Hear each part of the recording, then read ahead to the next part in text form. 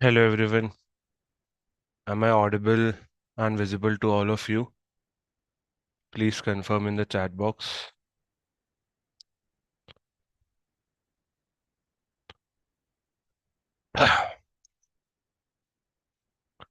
Cool. Thank you so much. So yes, I can see the class strength is low today because of Sunday, but the notification will be out. Yes, wait a minute. Let me start my engine, then I will be out loud.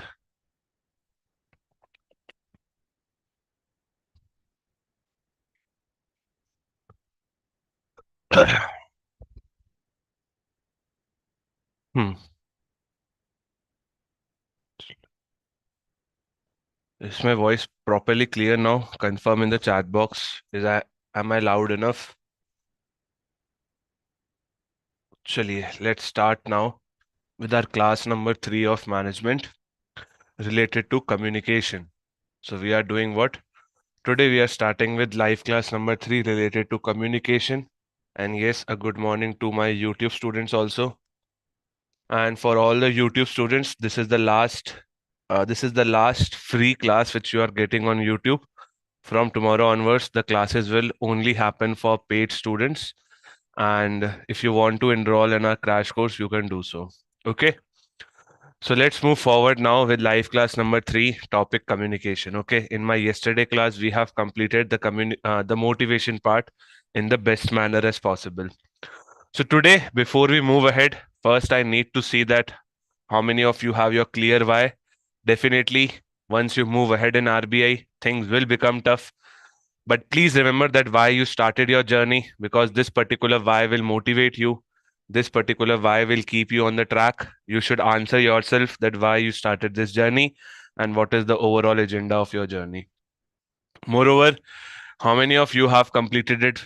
My challenges which I have given you yesterday. How many of you have completed the challenges which I gave you in the class yesterday? Please tell me in the chat box. I can see only 20% of the class till now. What about others? Completed. Cool. Anyone from the YouTube community, have you completed the challenges? Cool. So what is your happy time activity? Can you share it with me? And don't worry, only I can see your messages, not the other person. What is your happy time activity? Good, Shubham. Cycling, quizzes, gymming, pencil drawing, learning new language, dance, playing with my dog Koro, song, reading books, printing, talking to a non-aspirant friend, dance and mandala art, went to gym, talking to sibling, watercolor, music. What about others? Watching movies. Okay, but be careful. Do not watch any, you know, any rowdy movie because that can disturb your mind. Answer writing for a while, coding, Netflix. Okay, all are accepted. Just keep your just keep yourself happy because this will be a kind of a very, I would say, a tough journey for you, I know, but definitely if you are able to survive it, then definitely you have multiple of the benefits. Tabla and evening walk and exercising and drawing, chanting, irritating my brother. Cool, all are accepted. Just keep yourself happy for every day from 30 minutes to 1 hour, not more, not less. Okay. And yes, challenge number 2, which we are doing on a everyday basis, attending the live classes, revising it, and then you have to go home and solve the previous year questions with the quiz. Okay. And yes, every day I give you a descriptive question also to practice your descriptive writing skills. Okay. So do continue these challenges. Today also I will give you some challenges which you have to complete. Now let's do the RRR of motivation part 2 and more some part of motivation part 1 also, so that we can start with a chapter of communication. We have to keep things in line so that we can remember the concepts which we have discussed. Now, yesterday we started with our class of two-factor theory of motivation. Tell me the name of the person who have given two-factor theory of motivation. What is the name of the person who have given two-factor theory of motivation? Yes, it is Friedrich Herzberg. What are the two factors which has been given by Friedrich Herzberg? Which are the two factors given by Friedrich Herzberg? Hygiene and your hygiene and your motivators. Motivators are also known as your satisfiers. Hygiene are also known as your maintenance factors. Do remember it. Okay. Now, if I am deciding whether I am satisfied or not satisfied, which particular factor will I talk about?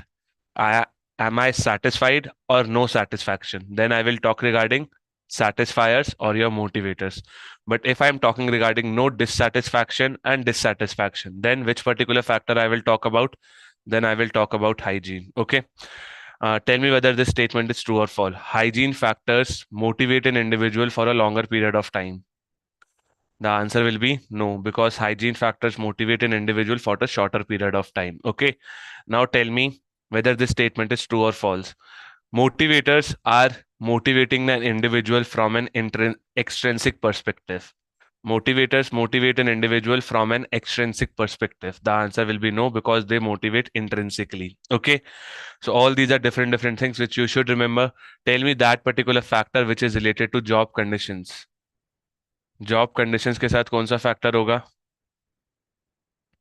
Job conditions के साथ we will talk about hygiene factors. Okay. And job content we talk regarding your job content के लिए we talk regarding your motivators oblique your satisfiers. Okay.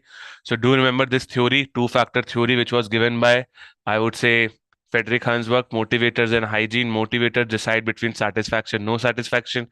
Hygiene decide between no dissatisfaction and dissatisfaction. Now, I hope you know that satisfaction and no dissatisfaction are the happy zones for your employee, because they will be happy, they will be motivated over there. Okay. Now, yes, certain examples of hygiene factors. Certain examples of hygiene factors.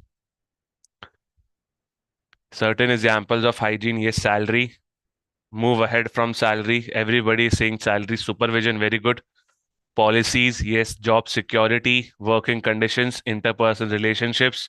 Yes, all these are your different, I would say, what? Hygiene factors. When we talk regarding, I would say, your motivators factors. Can you tell me your motivators factors? Yes, good. Priya, Sharky, Sandeep, and Beast Boy in my YouTube chat also. Yes, it is the career growth, the recognition or the status which you get from the career itself. Okay, so do remember what are the hygiene and your, I would say, factors which are not related to your, I would say, to your job conditions. Okay, so do remember this. This is really very important. Then we also discuss regarding the 4 situations regarding Herzberg. Okay, now which situation is the most desirable? If I am giving you 4 options, which situation is the most desirable? Yes, it is high hygiene and high motivators as well. So that is your situation number 1. When I say which situation is least desirable, then your answer will be option number 4. Okay. When I say that in which particular position employee is intrinsically motivated, but he is not able to get the extrinsic motivation. Intrinsically he is motivated, but he is not able to get any extrinsic motivation. That will be your 2, right? Intrinsically motivated, and low hygiene means what? Less intrinsic, less extrinsic, less extrinsic. Okay. And your second situation is regarding your, I would say, what? Paycheck situation, wherein an employee is just coming to your company for high hygiene factors, but internally he has no interest to work. Okay. A kind of which particular situation? Apathy. Yes, a kind of an apathy situation. Cool. Now let's move forward in the class. Then we discuss regarding something like KETA. KETA stands for what? Kick in the ass. Now, how many types of KETA were there? 3. I hope you remember it. Okay. Tell me that particular KETA in which I will like to play certain mind games with my employees. I will try to mental torture them. I will try to mental torture them, and I will try to, use certain taunts or certain kinds of indirect language. That will be negative psychological KETA. Now tell me that particular KETA in which I will be talking regarding promotion, or I will be giving something positive, but that is just a hollow promise. That will be my positive KETA. And in which particular KETA I will be only using physical force? In which particular KETA I will be using physical force? Yes, negative KETA, negative physical KETA. Good. Okay. Then we also discuss regarding certain comparison between Maslow and your Herzberg. Okay. Tell me which particular needs of Maslow will definitely fall under the category of maintenance factors of Herzberg. Which particular needs of Maslow will definitely fall under the category of maintenance factors in Herzberg? Yes, it is level 1, level 2, and level 3. And certain part of certain part of, complete my statement. Yes, very good, Shabnam. It is certain part of your lower esteem also. Okay.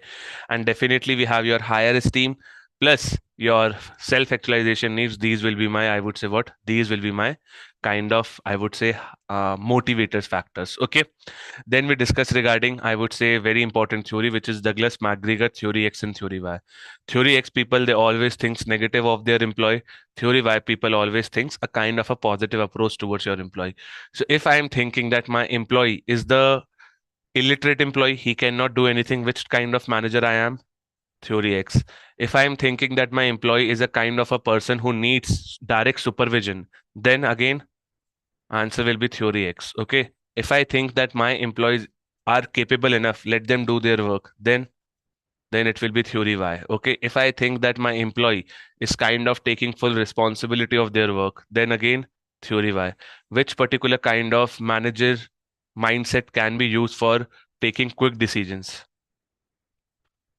It is theory X. And which particular type of management style will be useful for long-term perspective?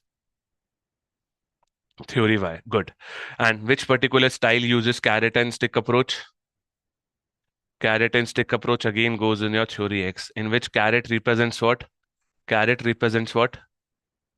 Rewards. Okay. Stick represents your punishment. Cool. Then we discuss regarding certain, I would say, application part, which we already know. Now, who gave the concept of theory Z? Who gave the concept of theory Z? William Auchi. Who gave the concept of, yes, communication can also come under hygiene factor depending upon communication policies likha ho. Okay, good. Yes, William Auchi. William Auchi gave the theory X by comparing which two countries? Which two countries were compared by theory X? Theory Z, sorry, theory Z. Okay, theory Z was comparing which two countries? America and Japan. Okay, what is the major theme of theory Z managers? What is the major theme of the theory Z managers? Theory Z managers have a kind of a brotherhood system in which we always talk regarding positivity.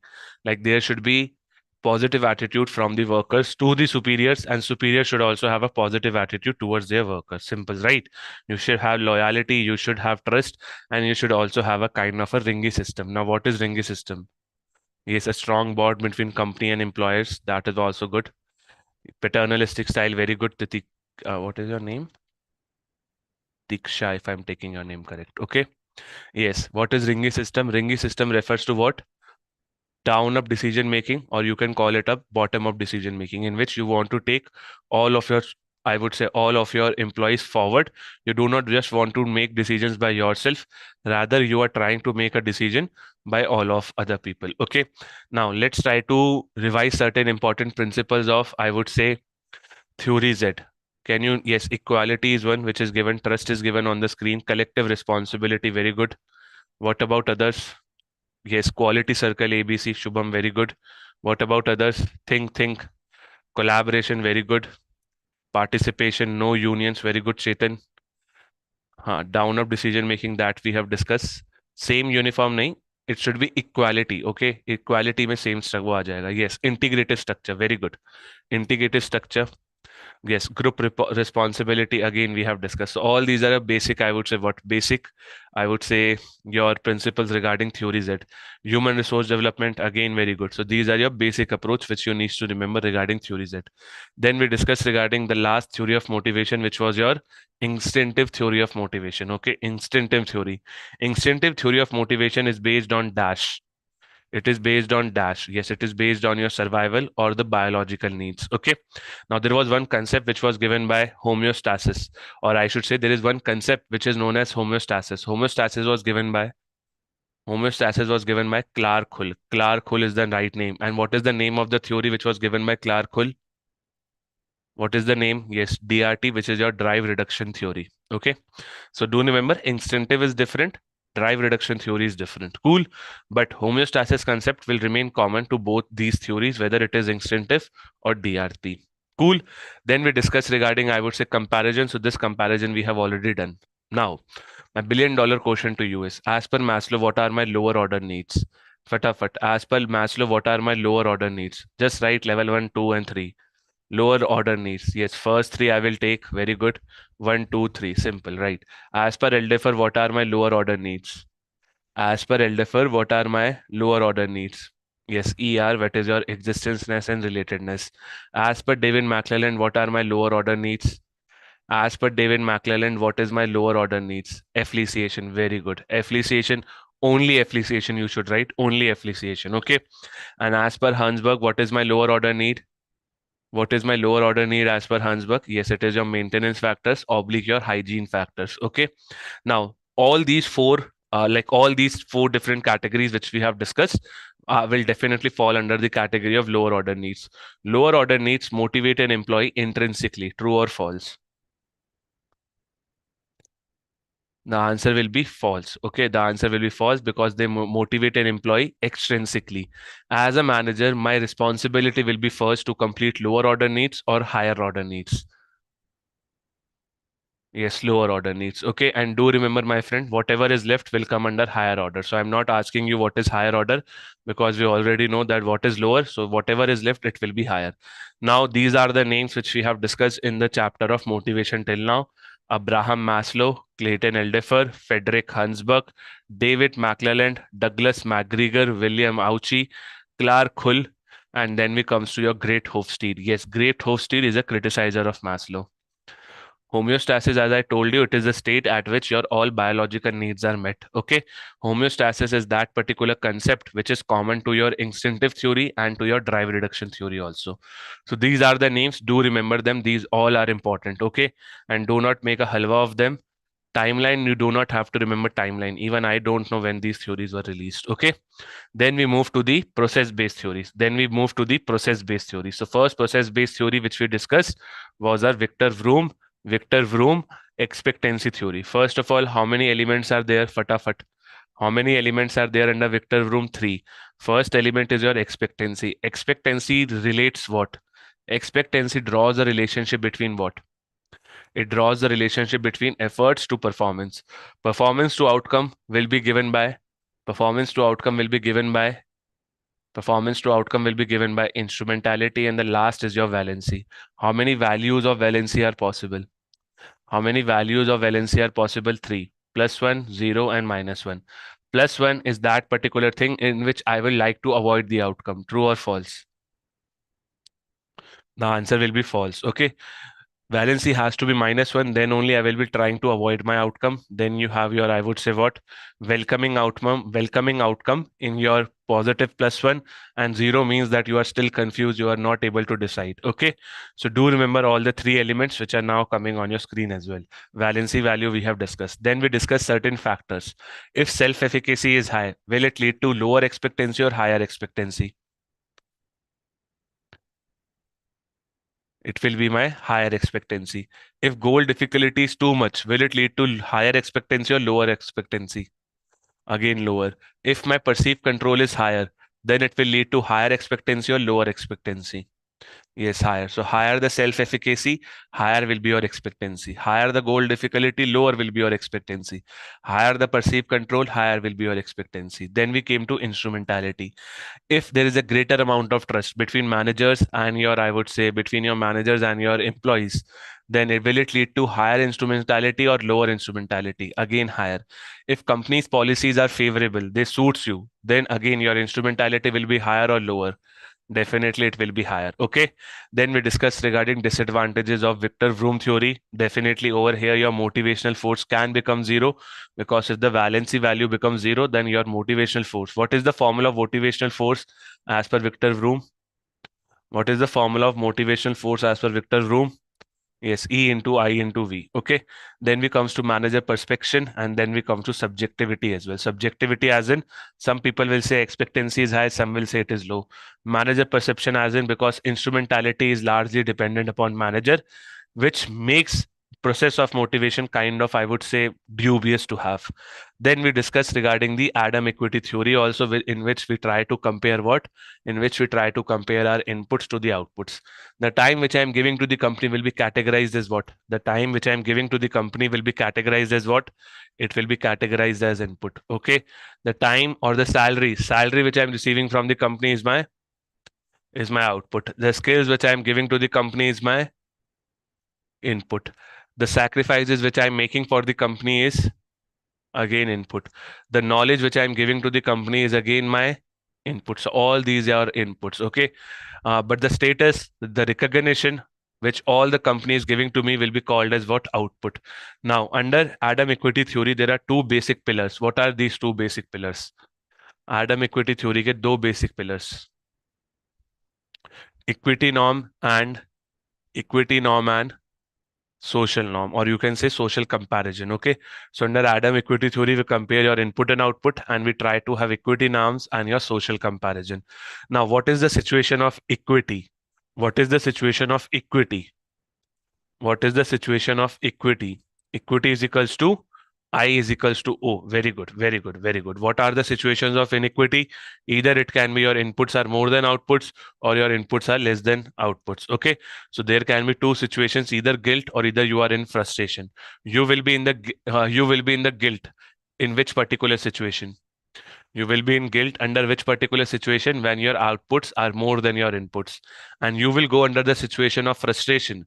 You will go under the situation of frustration when your input is more than the output. Okay. So do remember all these, I would say, inequities. Now, if I have to go from inequity towards my stage of equity, then how many ways are there?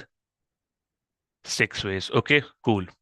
So reestablishing equity 6 ways. Let's revise first. First, changing of output, changing of input. Very good, Priyanka. Very good. Revati, very good. Deepti, very good. Mohit, very good. Alan, yes. Yes. So these are the first things, that is changing of our input and changing of our output. The next two are changing perception of self, changing distort perception of self, distort perception of others. Okay, so distort perception of self, distort perception of others. Then last may we discuss two more. That is your flight and your changing of referent. Okay, flight means what? That you are quitting the field. Changing of referent basically means that you are changing the comparison person. Now, how many kinds of referent can be? How many kinds of referent there are as per Adam equity theory? 4. Fatafat name them. Self inside, self outside. Then others inside, others outside. So do remember them. There are 4 referents. We have done this yesterday also. And then we discussed regarding 3 type of people, or you can say adding an additional angle over here. That was your benevolent. Benevolent are those people who are kind of, I would say, greedy. Is this true or not? The answer will be false. Why? Because benevolent are happy if they are receiving less amount of, I would say, inputs or outputs as compared to the other person. Okay. And your greedy people are known as what? Greedy people is known as what? Entitles. Very good. Entitles. Okay. So these you have to remember. And those who prefer inputs is equals to outputs are known as equity sensitive. Superb, superb, superb. Now, then we discuss certain fringe topics regarding motivation and morale. So motivation is individual, morale is a team-based concept. So whenever people are saying today our morale is high, definitely we will say that yes, morale is a team-based concept. Motivation of an individual is just. So do remember this image also. Now, my friends, if I ask you, if I increase my morale by 10%, it will increase my productivity by 20%. Is this true or false? The answer will be false. Okay. Can I say higher morale will always lead to higher motivation? Higher morale will always lead to higher motivation. The answer will be no.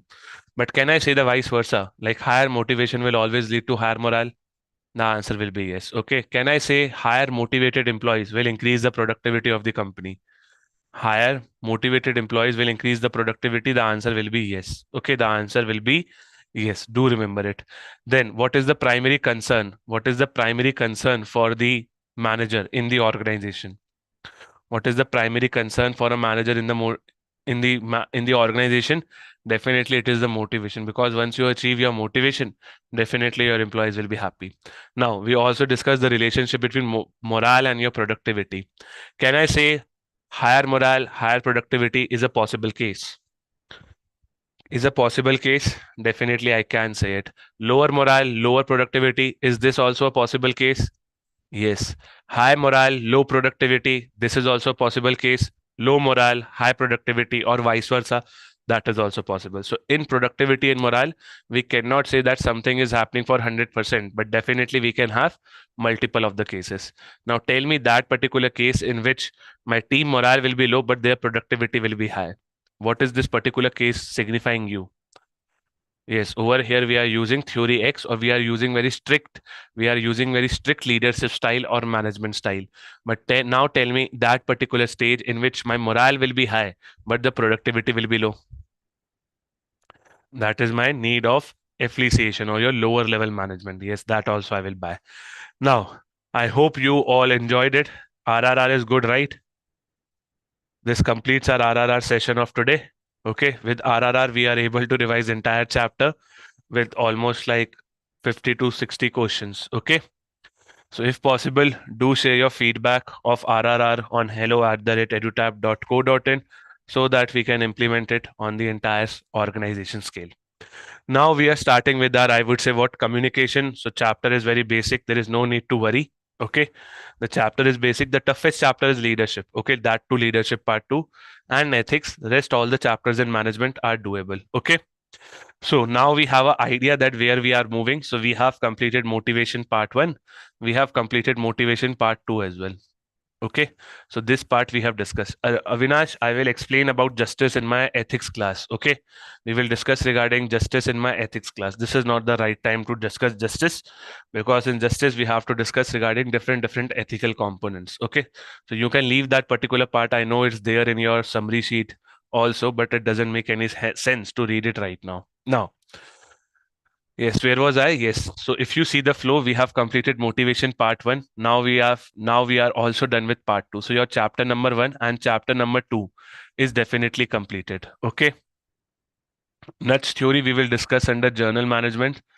So last class there were 2 topics left, different between Maslow and no, we have discussed all the topics in the last class only.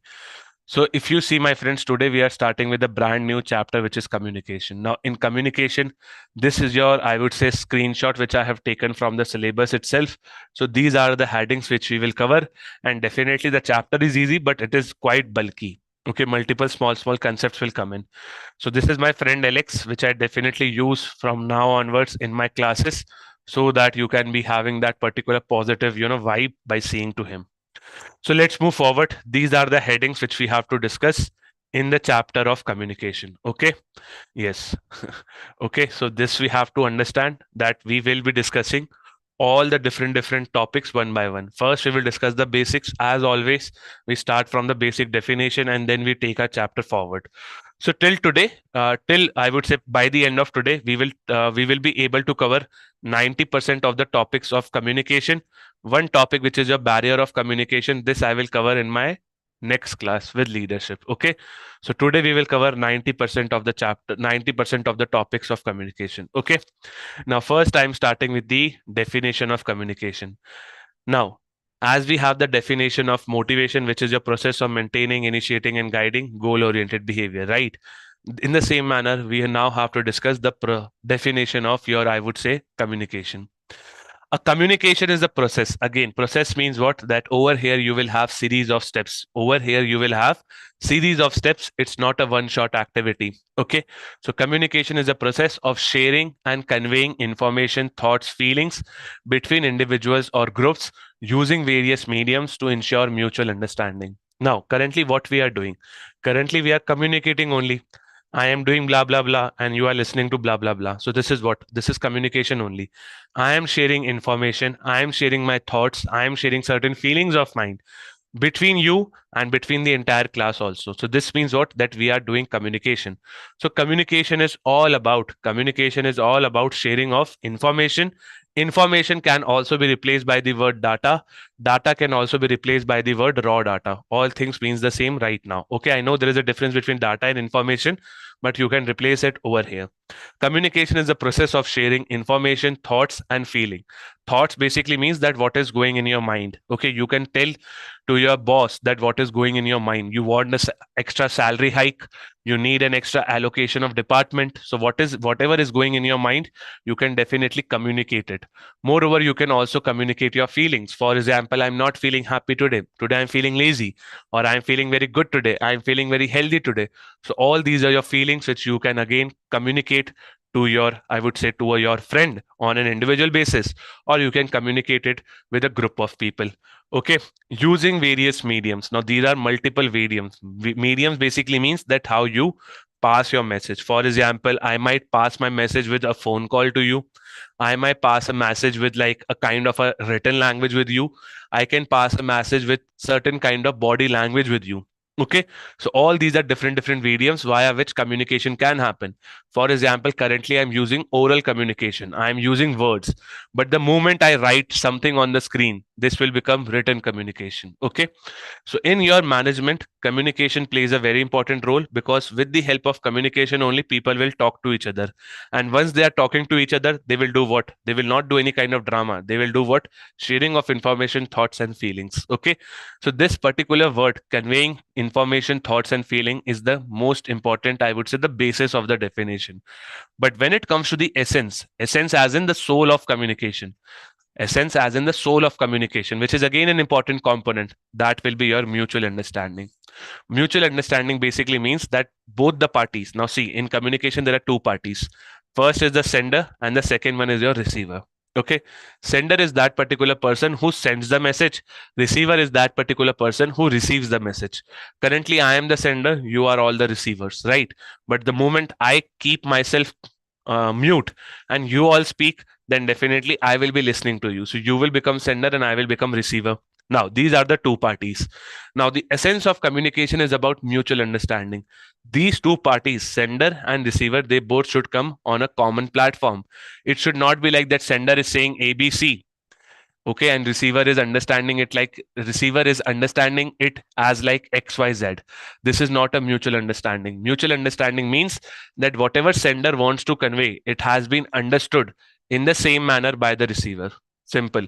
So for example, if I want to tell you that my name is Jalaj, you should be able to understand it. You should not be able to say that my name is, I would say, Sejal. Okay, so you should not say that. Rather, my name is Jalaj and not Sejal. Simple, right? So mutual understanding means that all the persons are able to have a common understanding. All the people are able to have a common understanding. Once common understanding has been achieved, we definitely say that the process of that the process of communication has achieved the essence of communication, which is your mutual understanding. Okay, this is what you have to understand in the definition. Now let's move forward to the process. Now these are the basic topics which I am explaining you first. Now the process of communication, as I have told you, it's not a one-shot activity. Rather, it's a series of steps. So over here we have again like the major part has been played by sender, and then you have your receiver too. Now this is a kind of a loop. This is a kind of a loop. Once the process completes, then the other process will start, because we are communicating on a everyday basis. We are communicating with ourselves also and with other persons also. So it's a kind of a loop. It's a kind of a continuous activity. Okay. Now the first 5 steps are played by sender. The first is developing by the idea by the sender. Now, this particular stage talks regarding the motivation or the overall core agenda, that why the sender wants to start the communication process. Currently, for example, I am the sender in your class because I am sending the information and the knowledge with you. Okay, so it basically means what? That I might have a motivation within me, that why I want to start the process of communication. I might have a reason that why I want to communicate with you. Okay, and what is the reason? That we all want to make sure that we are becoming RBI Grade B officer. My motivation is that I can give you the best knowledge as possible, the best explanation as possible. So this becomes what? That sender over here, like me, I will develop an idea that what should I teach to my students today, in what particular topics I have to teach today, how will the RRR go, how will the session go. So that is something which is going in my head. So developers of idea by sender is that particular activity in which the sender develops the reason of communication, that why the sender has to communicate. Okay, then is your encoding. Now see, we are living in the age of digitization, definitely, right? Encoding basically means that the sender will convert the message.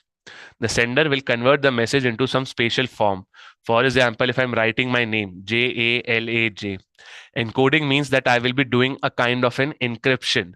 I will use hash for J, @ for A, L ke liye I can use alpha. A के लिए again I will use @ J के लिए again I will use hash. So this means what? That my previous message, which was easily understood, easily be able to understood by everyone, now it has been encoded. Now not every Tom, Dick and Harry will be able to understand the language of science because I have encoded it. So encoding means what? That we organize the idea into series of words, symbols and sign, so that there is no possible theft, so that there is no possible, I would say, leakage of the message. Okay. Then comes your message. Now a message is that particular content which the sender wants to convey. For example, in my particular class, this particular image which I am showing you is the content. This whole PPT will be called as what? This whole PPT will be called as content because I am showing you this content right now. Okay. So this is my content which I am showing to you right now. Okay. Then comes your selecting of medium. Selective of medium can be your, I would say, speaking. Like currently I'm speaking, this is my medium. Okay. Medium means that once your content is ready, like my PPT is ready, then how will I deliver it? So under selecting of medium, you choose a kind of a carrier which will carry your messages to the receiver. For example, we all are connected through this particular technology. Okay, that is Zoom, and we are also connected on YouTube. So this means what? That we have selected two mediums. First is your YouTube and the second one is your Zoom, with the help of which we are able to connect. Okay. Then is your transmission of message. Transmission means that on live basis, like we see like that in a cricket match is getting transmitted on a live feed on our phone. In the same manner, the moment I say, you are able to understand my word. The moment I say anything, the message is getting relayed to you. So this means transmission of message. Transmission as in that sender speaks and receiver receives. Sender says, receiver receives. Sender does an utter of word, receiver receive it. So if you see, these are the 5 components which are played by whom? Which are played by a first party, who is sender. So sender is that particular party who will first develop an idea, then he will encode that particular idea. Now see, encoding is a kind of an encryption, but encoding can also be like that. Encoding can also be like that he is arranging the messages. Arranging the messages as in like the organization of message. First I will do this, then I will do this, then I will do this, and once the arrangement is ready, then your entire message will also be ready. So you can understand in both the ways. First way is what? That a message is getting encrypted into some spatial signs or into some spatial language. Okay, so that there is no leakage of the message by some other person. But at the same end, encoding also means organizing of an idea. The idea has been developed. For example, at today 5 a.m. when I wake up, I have an idea that what I have to do in my day. Okay, this is my idea. Now between 7:30 to 10:30, I have to be in the class. I have to make sure that my PPT is ready. So this is my encoding. Encoding means what? That I am organizing my day. I am organizing my day with you. Then comes your message that I would say from 7:30 to 10:30, I will give the content. I will give the message to the students so that they can understand all the things in your, I would say what, communication process. So basically you need to remember, developing of idea is all about the idea which is taking place in the head of sender. Encoding is basically organizing of messages or the encryption of messages.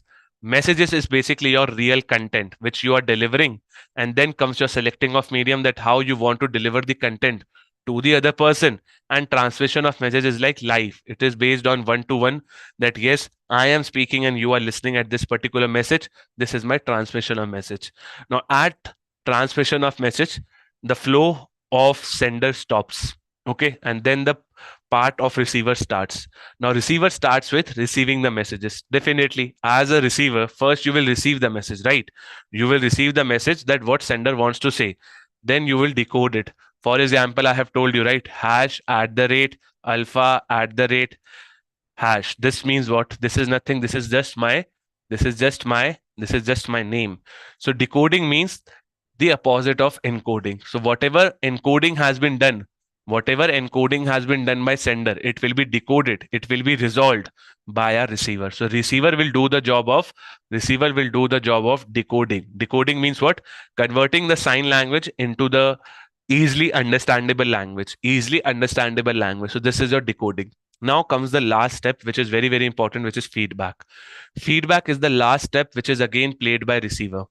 Feedback is that particular instrument via which mutual understanding is received in the process of communication. So receiver will say what? Receiver will say that sender, I have received your message, and whatever message you want to convey, I have fully understood it. So this is known as feedback. Feedback is like completing the overall loop. Feedback is like the last step, completing the overall loop of the communication process. So feedback is that particular process. It is that particular process via which receivers tells to the sender that everything is okay. I have got your message, and definitely I have also understood your message, which will make sure that the communication process reaches to the stage of mutual understanding. Hello, are you able to arrange with me? Are you able to connect with me or not? YouTube as well as to my students. Yes, selecting the medium can be live class also. We can also give you a recorded version, but definitely it can be a live class also. Cool. Now, let's move forward. So this is your, I would say, what communication process. Very basic to remember. Okay. And why many people are leaving the class? Understand the topics. Do not leave the class in between. Cool. So this is what your communication process is all about. Basic hai, nothing much to worry about. Now, see, there are multiple people who have again contributed to communication. Okay, like we have multiple people in motivation, multiple people are there in leadership also. Now, multiple people are also there in communication. But the good news is that we do not have to study all the models. We do not have to study all the theories of, I would say, what communication. Just remember one basic or one very important model of communication, which is Claude Shannon and Warren Weaver.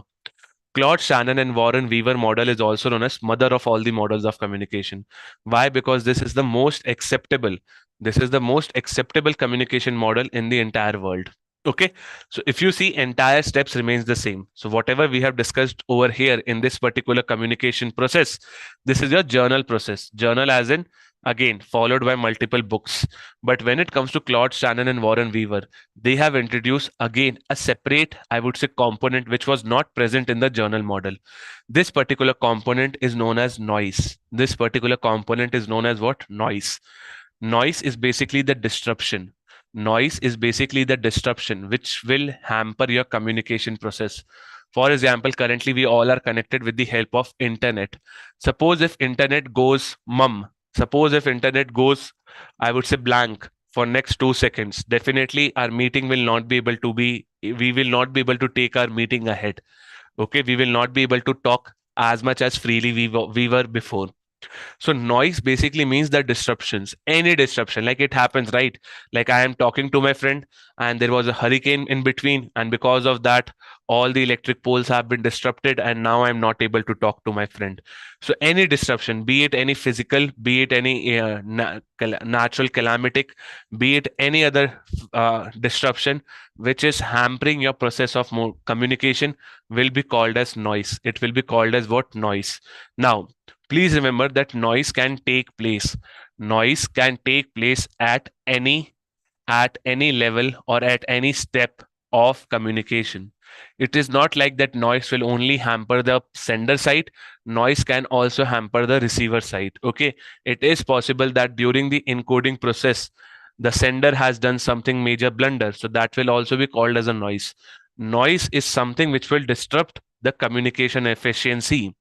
It will disrupt the process of mutual understanding. Okay, so this is what your noise is all about. Very basic concept, nothing much to explain when it comes to noise.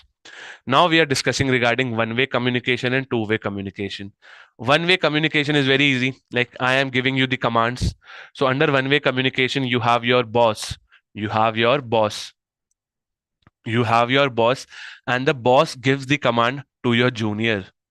To your junior. Now, boss can be called as a superior also. Okay, and junior can be called as your subordinate. Simple things, right? So one-way communication means that it is kind of authoritative. Authoritative as in that over here we can take the example of theory. Theory X. Theory X managers are kind of using one-way communication. Why? Because they will always give the command to their juniors. They will not accept any kind of feedback. Okay. If you see two-way communication is like having one leg, which is your one-way communication, plus a kind of a feedback. So two-way communication is like kind of more democratic. It is kind of more democratic. Democratic as in, like I am asking you what are your viewpoints. So this is your two-way communication. So one-way communication means what? That one dominant party is telling blah blah blah blah blah to the second party. Okay, this is your one-way communication. Two-way communication means that one particular party is again doing blah blah blah to the second party, but this second party is now telling that I have understood your blah blah blah. This is what your two-way communication is. Two-way communication, do remember, it's kind of more, I would say, desirable in the organization, because once the manager gives the command, then definitely your subordinates, they should be able to give certain more suggestions or certain more kind of constructive feedback to, I would say, to your manager. Okay, so definitely two-way communication is more desirable, but in some cases one-way communication is also good. For example, if my employees are kind of they are illiterate, they do not listen to me, in that particular case I will use one-way communication. So one-way communication is suitable for those leaders or for those managers who have strict leadership style or strict management style, like theory X. Okay, now let's come to advantages of two-way communication. First is refinement and accuracy. Definitely, once you are taking feedback from your receiver, that have you understand the message or not, the receiver will tell you, yes, I have understood the message. So there is an accuracy. There is accuracy which is happening under two-way communication. Okay, confidence in the receiver. Yes, if I ask for a feedback from my receiver will think that yes, this person trusts me, that's why he is asking for a feedback. Okay, for example, if I am asking to my juniors, are you good, are you able to understand the concept, are you able to do good in your exams, juniors will say yes. So this will increase confidence in the juniors itself, that their boss is listening to them. They will think that yes, they have a very cooperative boss, so it will increase the confidence in the juniors, or I would say in your receivers also. So if you see, these are the general advantages of two-way communication. Yes, in one-way communication there is no component of feedback, because that only is there in your two-way communication. Clear? Now allow me to move ahead to the study of communication. Now these are small topics, okay, but a question can appear, do not take them lightly. Okay, now we are coming to the study of communication. Study of communication can be divided into three categories. First is your information, second is your communication, and the third is your biosemantics. Now, informational theory is that particular theory which talks regarding the information which you have generated in the process of communication. For example, once we complete this particular class, this recorded video will be of something like 2.5 GB, 2.6 GB. So this recorded video ka data, this will be referred to as an information theory. For example, we have exchanged 1000 messages till now. We have exchanged 1000 or 100 messages till now. So this 1000 represents what? This 1000 represents a kind of data which is studied under information theory. Okay, for example, I am giving the lecture to, currently I would say, 180 students. So this is again, this 180 represents what? This 180 represents the information theory side of communication. Okay, so you all can say that it is like it's like the quantitative part of communication. Quantitative, something dealing with numbers. Okay, then we talk regarding communication studies, wherein we talk regarding human communication. Human communication means what? A is talking to B, Ram is talking to Sham, Sham is talking to Mohan. Simple. So if humans are communicating, that we will study under the communication studies. And then we have biosemantics. Then we have biosemantics. This basically studies that how a human communicates with animals or with plants. How a human communicates with animals or with plants. You might have seen some people that once their dog barks, their their communication with their dogs is very much, I would say, supreme.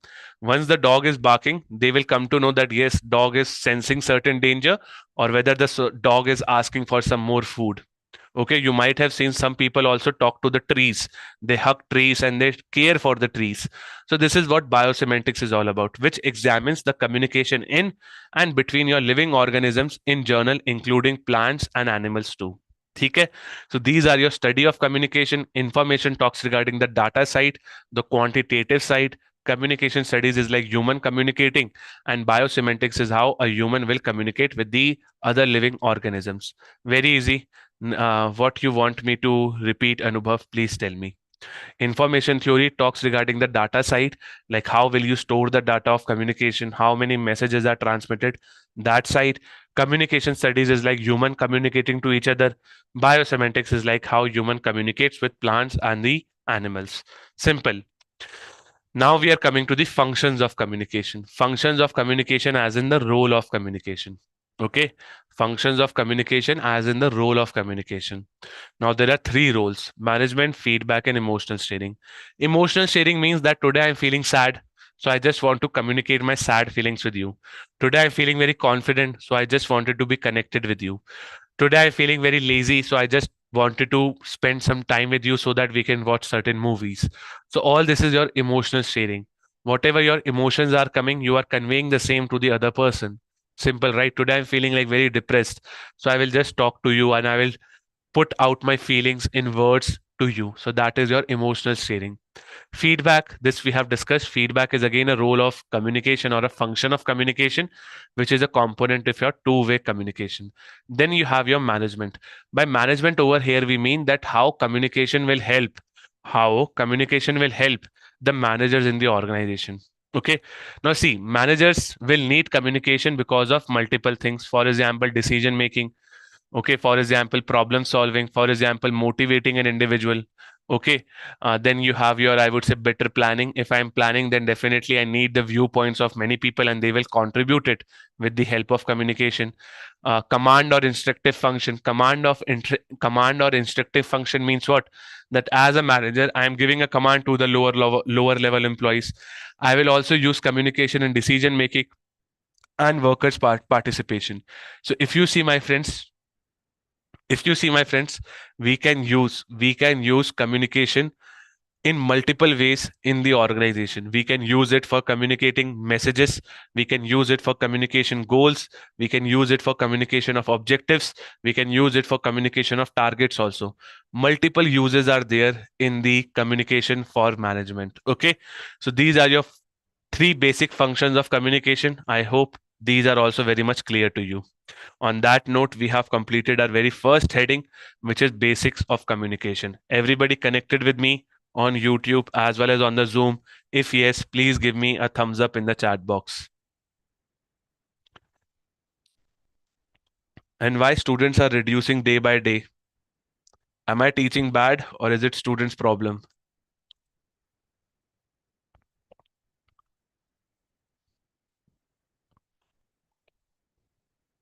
Yes. चलिए.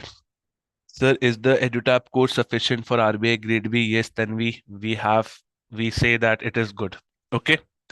Now we have completed what? Basics of communication. Now, Alex, gold contents in gold package. Okay. चलो चलो चलो चलो. Thank you for my appreciation. But come back. मुझे button लगाने से कुछ नहीं होगा. Okay, come back. Now, now Alex is taking us to the communication network. Now, do not get confused between network. Sir थोड़ा हिंदी में भी समझाइए. Aman, the official language is English only, but आप मुझे बता देना कौन सा कंसेप्ट है, मैं हिंदी में समझा दूंगा. Okay. Now let's move forward to communication network. Okay. Now, when it comes to communication network, definitely over here we will talk regarding arrangement. We will talk regarding what? Arrangement.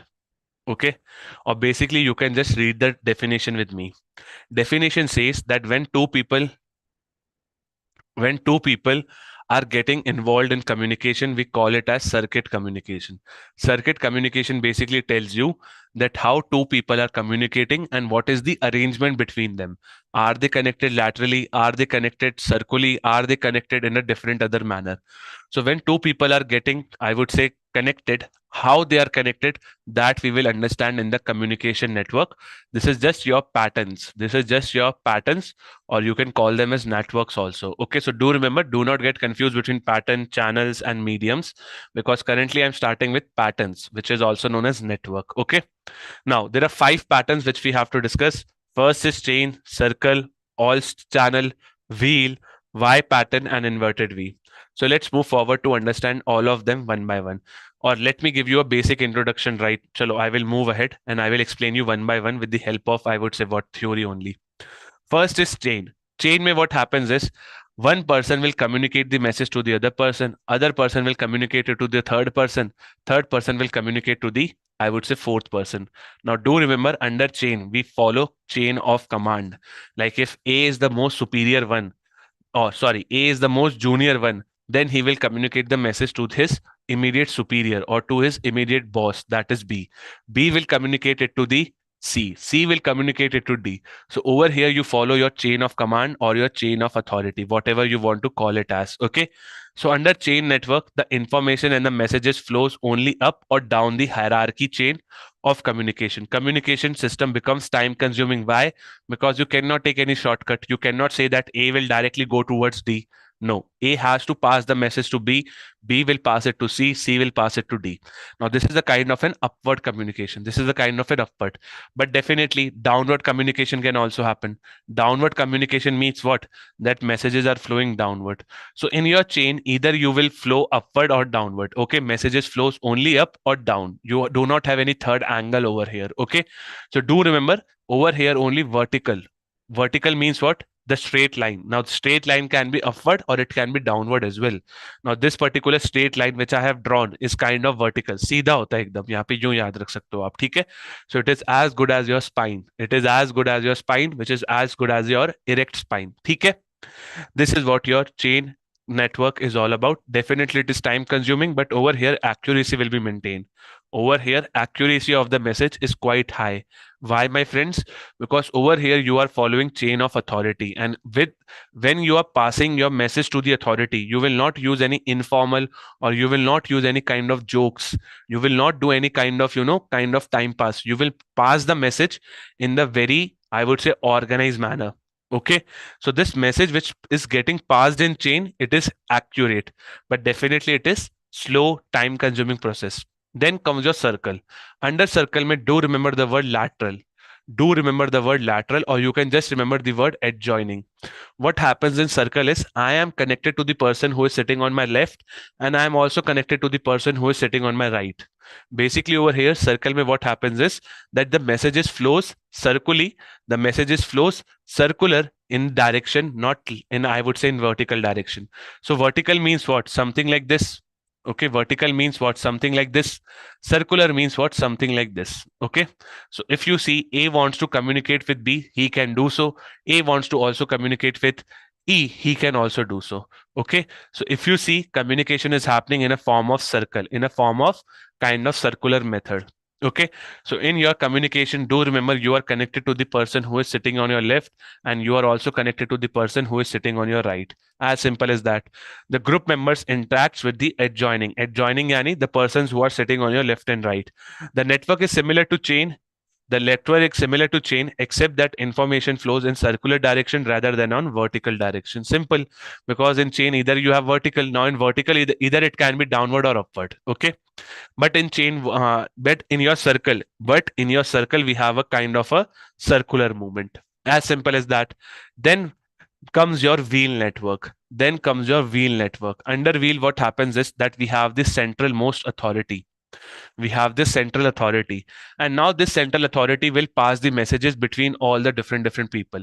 For example, if D wants to talk to C, so D will pass the message to A will pass the message to C.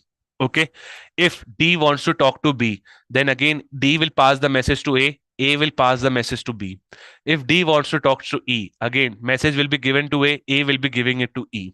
So over here we have the central most authority. Therefore, this is the most centralized method of communication. Centralized means that you have only one boss. You only have one boss which is making the decision. Like for example, in theory X, again you can use wheel. In theory X, you can again use wheel. All the people will communicate with your theory X manager. So that is again a kind of a wheel. Now under this also, definitely you have to understand that it is the most centralized type of communication network. Under wheel, the information and the messages flows among the group member through a leader who act as a central point. Simple. It is used in highly formal organization structures where task-oriented approach to leadership is preferred over employee-oriented. Task-oriented approach means what? That we just have to complete our task. We do not have to focus on employee orientation. So this means, again, productivity has to be increased, even if the morale of the employees, even if the morale of the team is going down. So this is why I was saying that this is centralized, and this can be used as an example of theory X manager. Okay, clear? I hope this particular part is also clear, which is your wheel. Then comes your all channel or star. All channel or star is like everybody is connected to everyone. This is the most decentralized one. Decentralized as in that over here we do not have any kind of leader. We do not have any kind of central party. Over here, rather, we have everyone talking to everyone. Like A can communicate to B, C, D, and E at the same time. He do not have to take permission. He do not have to do any kind of, I would say, what, passing of commands also. He just can go to any other person of the team and he can communicate freely. He can communicate freely. So this is known as your alls channel, which is also known as a star network. Hello, am I able to connect with you all or not? Please let me know.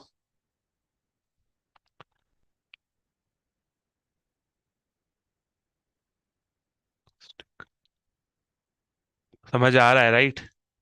Cool. Now let's move to what? Now we are moving to Y and inverted V. Now, all channel I have explained you, all members of the group actively communicates with each other, most decentralized, and why it is most flexible, because I can communicate with any other damn person. So this is the most highly flexible channel of communication. So your network is poor. Somebody is writing in the chat box. Is it so? Please confirm in the chat box if everything is going good. Now, this is a kind of a noise. I think your network is poor. Those who were blaming me. Chalo. Now we are moving to Y pattern. And now we are coming to inverted V. Okay, those who are saying my network is poor, again, try to rejoin the meeting. I am sitting on a very good Wi-Fi. So my network, I think, is good. Okay, now we are referring to what? Now we are referring to Y pattern and inverted V. So when it comes to, I would say, Y pattern, first understand why. Over here, two subordinates through a hierarchical chain communicates with the superior. Two subordinates talk regarding D and E. They will talk to their superior, but at the same time, superior will pass their message. So if you see, my friends, in your, I would say, Y network, two subordinates through a hierarchical chain communicate with the superior. So over here, you have D and E, who are your juniors. Okay, they can talk to their boss, who is A, who is your A. So two subordinates or your two juniors can talk to one particular superior. That is why this is known as Y. And even if you see a kind of a alphabet, Y has been formed over here. Okay. Now, definitely, if you see the lower part of Y is nothing, it is just like chain. So if A has to talk to C, definitely the message will flow downward. So some part of this particular Y pattern is like chain. Okay. But the above two people who can talk to their, I would say, immediate boss, that is known as what? The above part of Y. Okay, the above part of Y and the lower part of Y is like chain network. Okay, then comes your inverted V. Now, inverted V mein what happens is two people, they can talk to their boss one and they can also talk to their boss two. Inverted V means what? That over here you have junior one and junior two. Junior 1 can talk to B1, junior 2 can also talk to B1. But if B1 is kind of khadoos, B1 is not listening to them, B1 is not paying any kind of importance or to any kind of heed to the views of junior 1 and junior 2, then junior 1 can directly reach to B2 also. So inverted me mein definitely I can reach to my immediate superior, but at the same time I also have the option to reach to his or her superior. But that option is not available in your Y. That option is not available in your Y. In Y, you are only able to connect. You are only able to connect with your immediate boss, not above his boss. Okay. But under inverted V, a subordinate communicates with his or her immediate superior as well as with second superior. And this generally happens when once your boss number one, your immediate boss, is not listening to you. So you have the option that you can go up the ladder and you can complain about B1 to B2. For example, if somebody is not listening to me, even after, giving multiple of the notices, then definitely I can go up and I can complain to B2 that B2, sir, B1 is not listening to me. Kindly replace B1. This is something known as, I would say, whistleblowing also. I hope you know about it.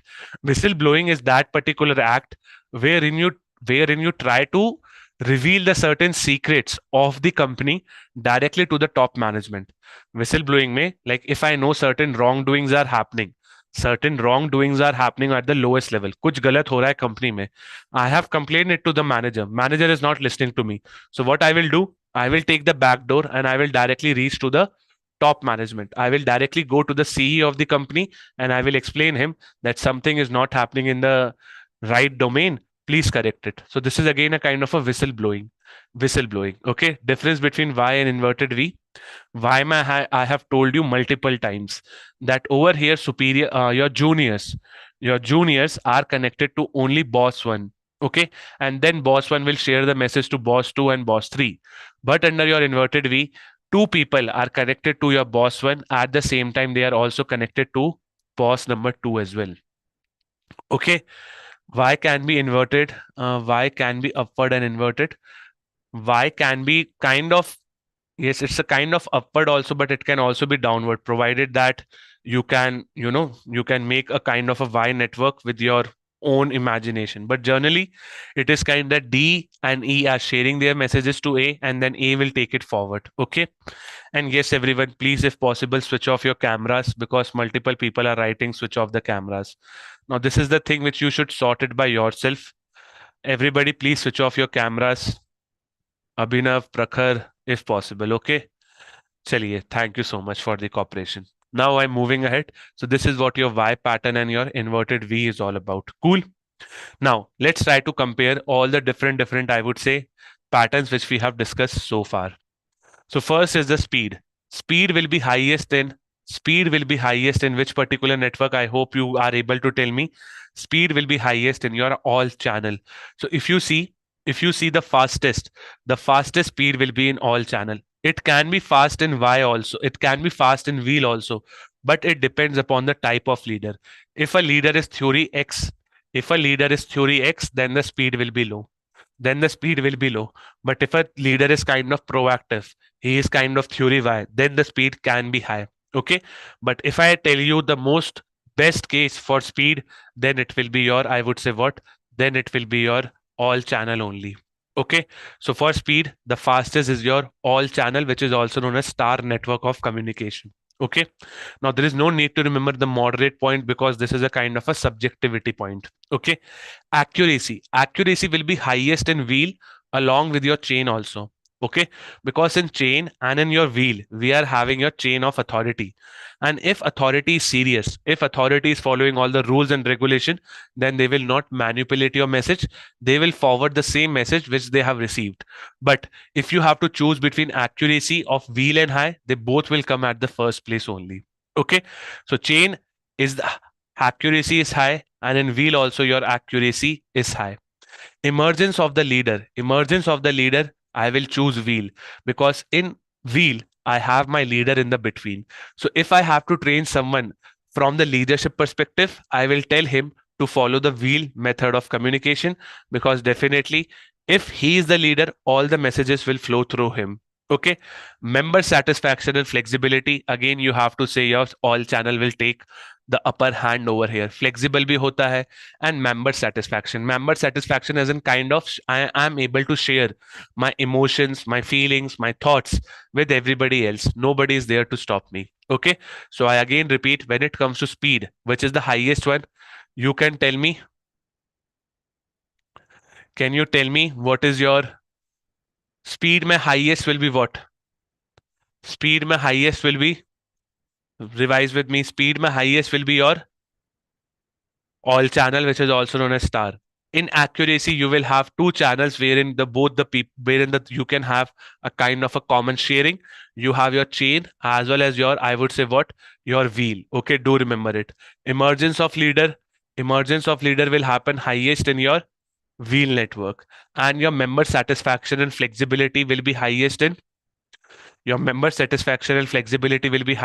all channels. Okay, very easy to remember, nothing much to explain once you have understood the overall, I would say what, overall concept over here. Which book we are referring, Snarky? We are referring to L.M. Prasad only, which is a very good book to refer to.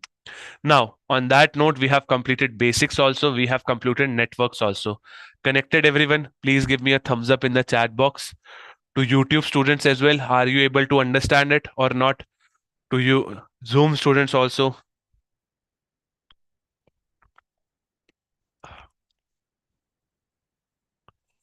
Cool. Totally getting it. Chaliye, बढ़िया है. Now we are moving to channels of communication. Now channels of communication means that which particular channel or which particular way or which particular method will be used for channelizing the communication, by which I mean there are two channels of communication, formal and informal. Okay, informal will have another category which is grapevine. Do not worry, let's move ahead to understand it. Now, when I say regarding the channels, channels are the medium through which communication is facilitated. For example, in this particular process of communication, what is the channel? What is the channel? It is a kind of a Zoom. We are connected through Zoom. So this will become our kind of channel. Now, when it comes to the channel, definitely we have to first understand the meaning of formal and informal channel. Formal channel is that particular channel. Now, first, I will also explain you, like we have letters, memos, emails, speech, video conferences, face-to-face communication. All these are what? All these are the mediums via which you are communicating. For example, if I am writing you a letter, in that particular letter, I'm sharing my emotions, I'm sharing my thoughts with you, right? If I'm writing, I would say emails, again, a kind of an electronic letter. If I'm giving you a video conferencing call, so all these are your mediums. All these are your mediums, right, via which we both are able to connect. Okay, now when it comes to your mediums can be your formal or informal. Okay, so your network में जो अपन ने पढ़ा था वो patterns था. Okay, like if two people are communicating, what is the pattern? But when we are discussing regarding channel, we are discussing regarding the medium. Now your medium can be formal or it can be informal or unofficial. Okay, when it comes to formal or when it comes to informal, the major difference is regarding, I would say, what? Chain of command. If you are following chain of command, if you are following rules, if you are following all the damn regulations, if you are definitely following the chain of authority, all things are the features of your formal communication. In informal communication, you are not following chain of command, you are not following chain of authority. Now, chain of command and chain of authority means the same, but I'm just using it so that I can explain you multiple things. You are not following the rules, you are not following the regulations, you are just coming to the office for fulfilling your need of appreciation. Okay, so let's move forward to understand more about formal and informal communication. Okay, now supervisor is asking that if examination question is like, which is the most accurate between wheel and chain? If I was on your place, I would have marked chain. Okay, because in chain, definitely the messages flows in a very strict format. But in wheel, if your leader is kind of manipulative, then definitely messages can get disrupted. But do not take it do not make certain rare cases. But chain is the most accurate. But again, wheel is also accurate depending upon the leadership traits of the leader. Cool.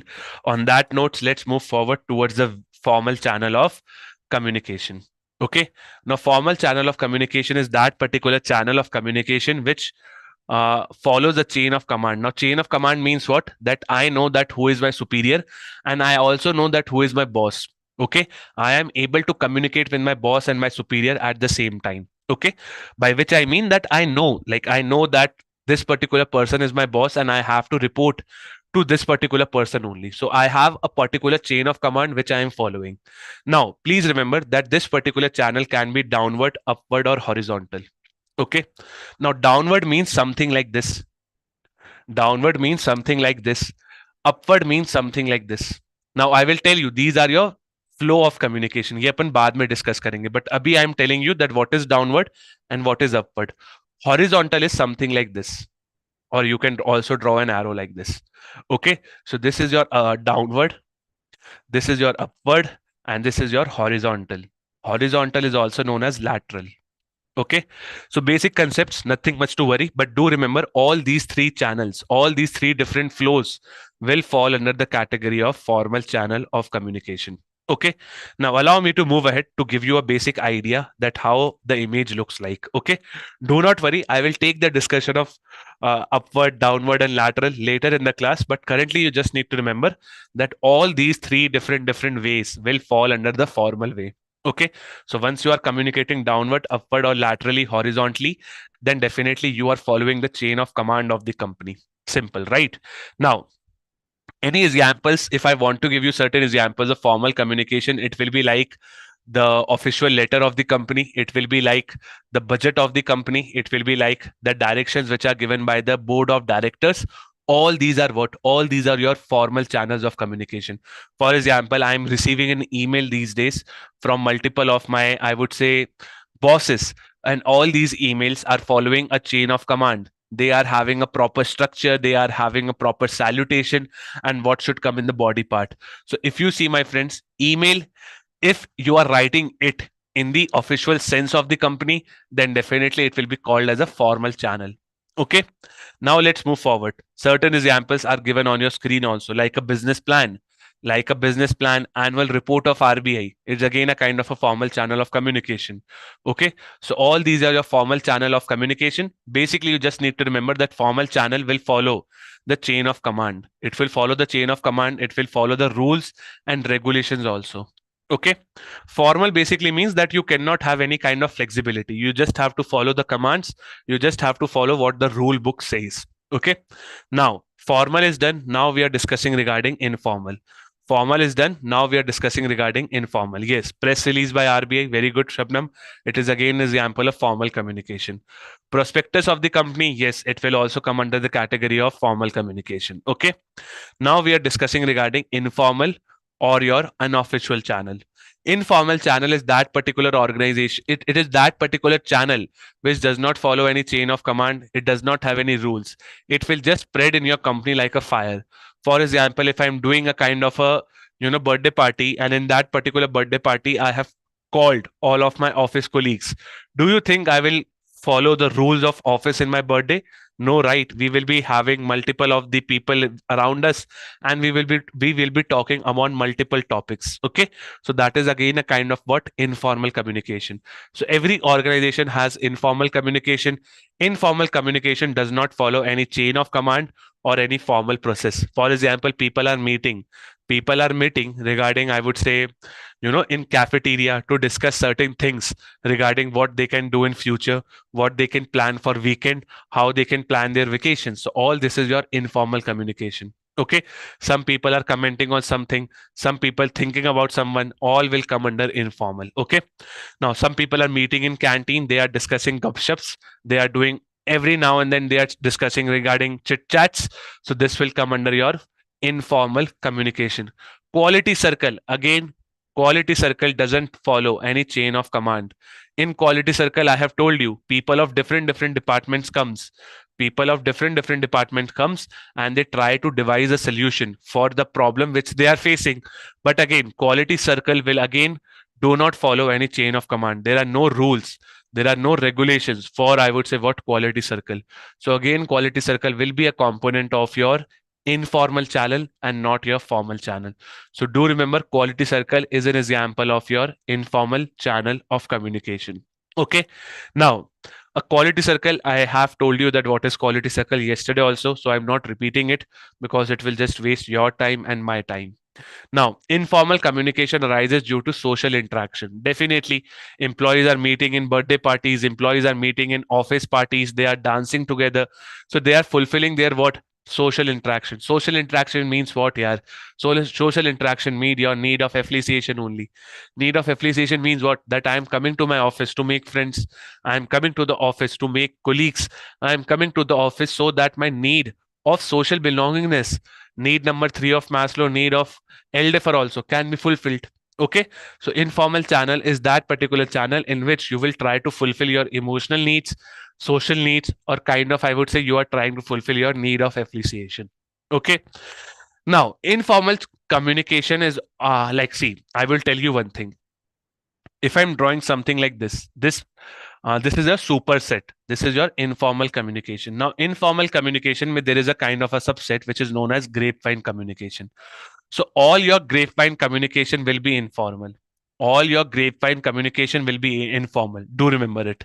Now, I hope you remember slogs, right? Syllogisms in reasoning. So all G is your IEF. All grapevine communication is your informal. Now, what is grapevine communication? Grapevine communication, you just have to remember the word of chugli. Okay, or you can call it as rumor spreading. Okay, now informal communication there is one particular component which is grapevine. In grapevine, what happens is people try to share certain those facts which are kind of untrue. For example, all these people are telling to their boss that something is not happening right in the company, and something they are trying to, they are trying to tell the bad things about one particular employee, which in turn is a good employee. For example, think about Sham is in this particular team. All the green, this mustard color person, blue color person, red color person, they all are doing a kind of a chugli about Sham.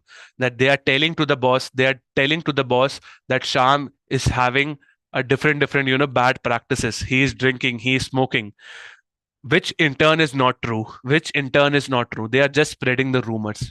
Boys spread rumors within themselves, girls also spread rumors within themselves. Okay, so you might know that you spread rumors. For example, Sham is dating, I would say, Mohan. Sham is having a love affair with any other employee. So that is again what this is again a kind of rumor spreading in the organization.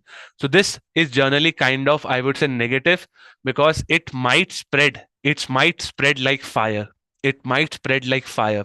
Okay, for example, if somebody is trying to defame me, then people do it like in a very quickest manner as possible. I will be defamed in like 1 minute or 2 minutes, like something like this. So that is known as grapevine. Now, grapevine communication can happen in any direction. There are 4 ways which I will explain you, but it can happen in multiple ways.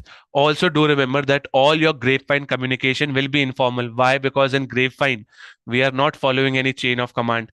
We are not following any rules. We are not following any regulations. As simple as that. Okay.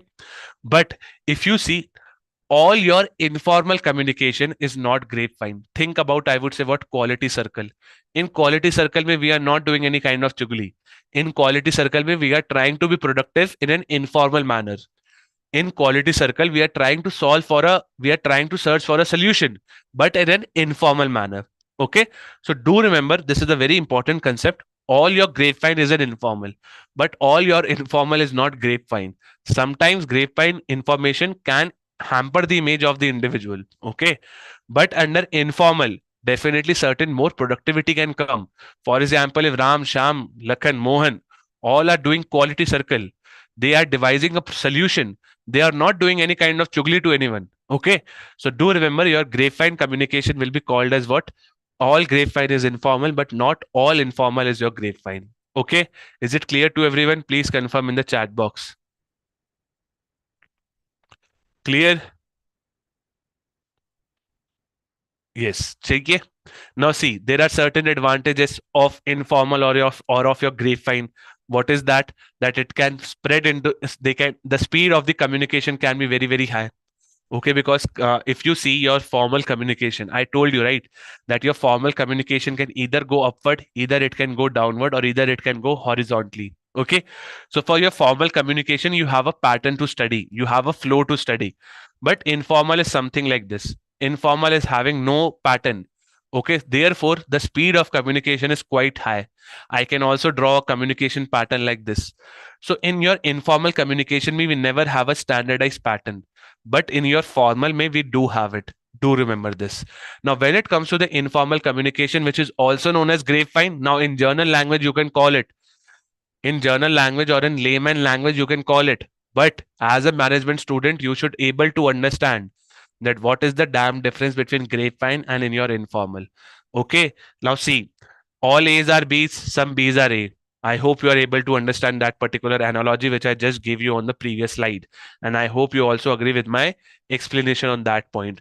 Now see, again, I'm saying you, there are 2 types of students. Ones who follow journal management as in like day-to-day management, they are also correct. But once you take your level ahead, like a journal student will not study the difference between they will not study the relationship between motivation and productivity, but you all have studied it. So you are taking yourself ahead. So on this particular screen, definitely it is written that informal communication is grapevine, which is true. I'm not saying that it is not true, but you should also remember the difference between grapevine and informal communication, because this is how you go ahead in management. Let's move forward in the class now.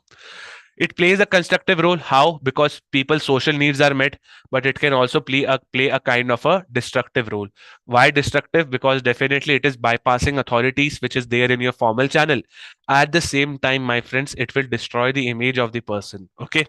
It can play a constructive role as well. Like how? They can definitely fulfill the social needs of the employee.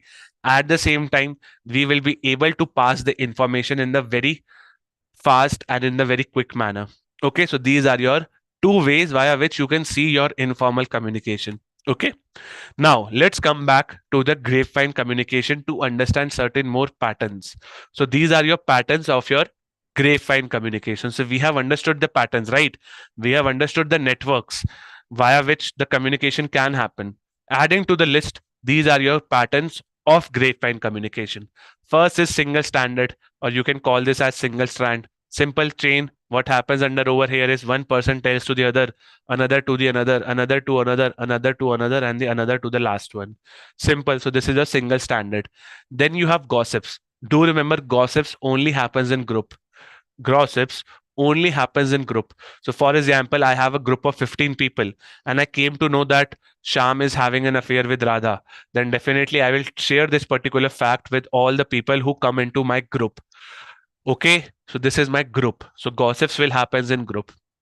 Probability happens with chance.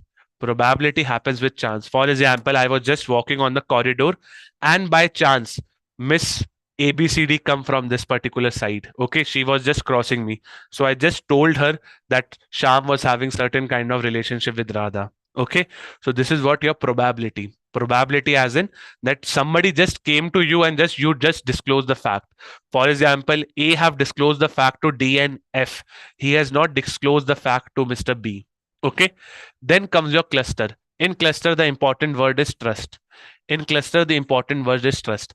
I will tell the person to only that particular individual to whom I trust. Okay, I will not tell the message to someone who cannot keep the humors in his or her stomach. I will only tell the rumors to the person whom I trust. As simple as that. So under single strand, just remember vertical thing, gossip, groups, and when it comes to your probability, just remember the chance, and then comes your cluster. Under cluster, I will tell the person to whom I trust. As simple as that. Okay, clear everyone? Please confirm in the chat box. Otherwise, we will have some more discussion.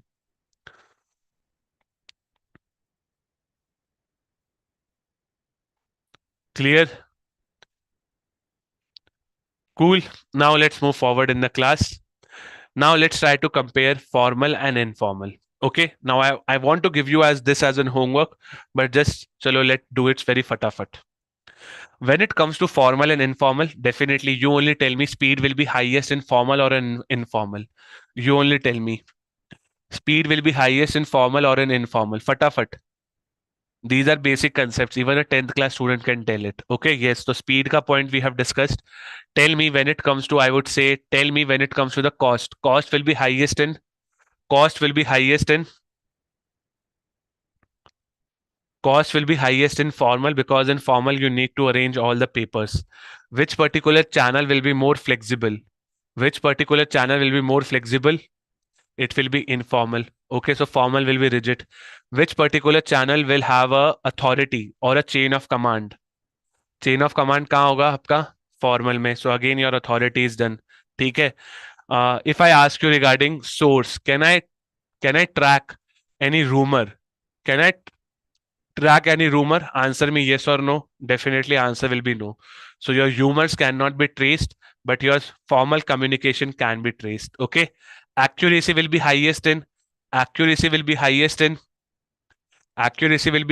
formal. So this is a point again done.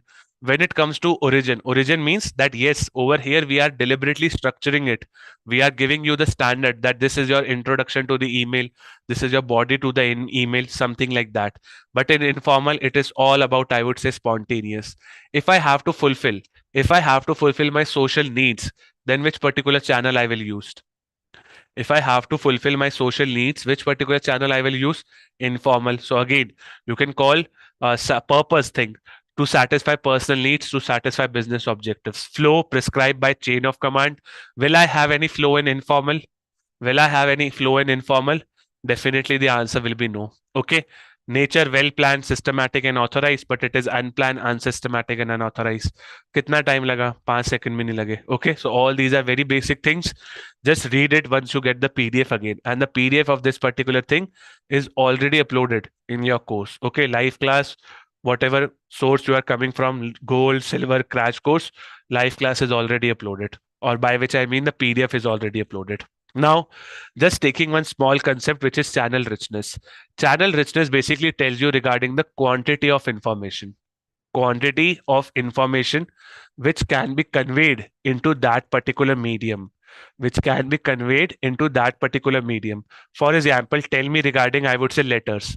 With the letters, can I convey larger amount of information or a low amount of information? Think about it. With letters, or with, I would say, emails, or let's take regarding example of email, not merge email. Definitely I will be able to share low information. So your letters, memos have lower channel richness. Low channel richness as in that you are able to share less amount of information. You are able to share less amount of information. Okay. But if I go towards like this particular medium, it's a kind of a video conference. It's a kind of a what? It's a kind of a live meeting. So over here we can have high information or low information. Over here we can have high channel richness. Okay, so definitely high channel richness means those mediums in which you can share higher amount of information, like face-to-face conversation, video conferencing, live speeches. You would have seen that how Modi ji or Rahul Gandhi ji, they address a live crowd of, I would say, 1,000+ people or of 500+ people. So I can say live speeches have higher quantity of information. Okay, so channel richness, just discuss regarding what? The quantity of your information. If you are able to share higher quantity, then channel richness will be high. But if you are having low channel richness, it means that you are able to share low quantity. Okay. Quality of information, that we are not talking about. We are only talking regarding the quantity. Kitna message ja raha hai. Okay. So that is what your channel richness is all about. Okay. Now, on that note, we have finished channels, networks, and basics. Everybody connected, and I need responses of all the people who are sitting with me. Otherwise, if you are just over here to see my face, that will not help you, my friends. You will have to work hard.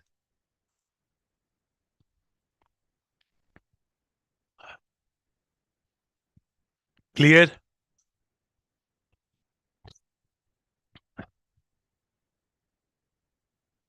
Now we are moving to communication direction. So we have done our patterns.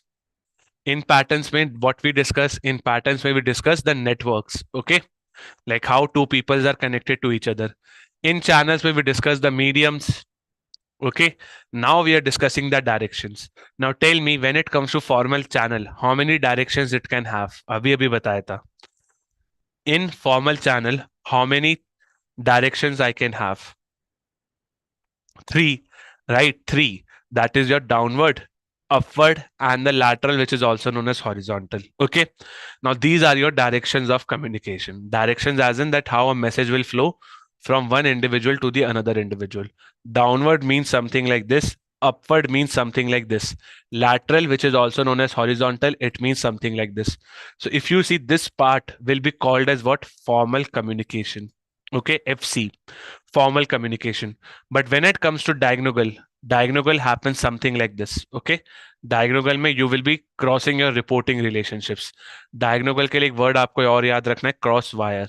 Okay, cross wire or crosswise. Okay, so diagonal communication is something like this. And grapevine, can you tell me the direction of grapevine communication? What will be the direction of grapevine communication? Random. Yes, you have to say that it has no direction or scattered, or it doesn't follow any direction. So it is something like a kind of a jalebi. Okay, it is something like a kind of a jalebi. On Sundays, definitely poha, jalebis, samosas, all take your breakfast. So I'm just giving you an example of what you are eating right now. Yes, cravings. Cool. But we have to keep our cravings in control so that we can finish the lectures. Chaliye. So we have your downward, upward, lateral, diagonal, and grapevine. First three will fall under the category of formal, and the next two, which is your diagonal and grapevine, they will come under the category of informal. They will come under the category of informal, because over here we do not have any chain of command. Even if we have chain of command, we are not following it. Okay, so do remember this. Now I am discussing about all different directions one by one. First is your downward. Under downward, what happens is, assume that this is my purchase department. This is my purchase department.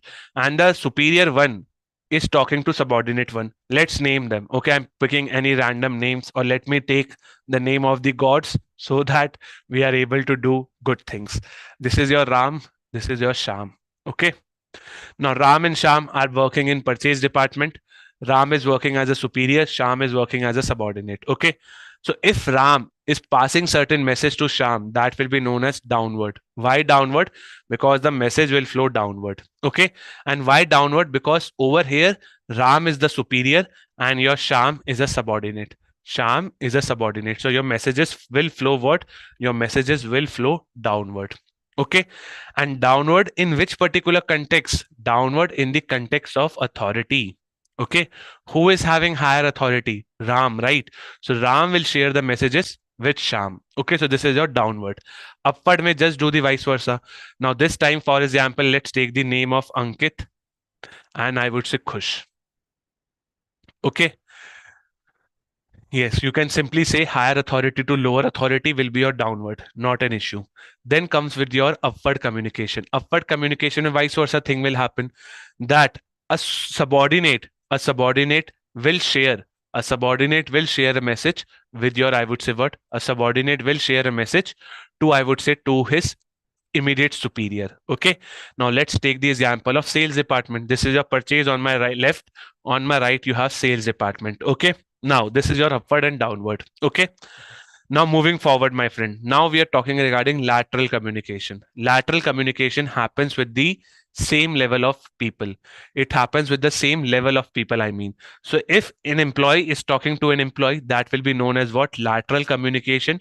Lateral is also known as your horizontal communication.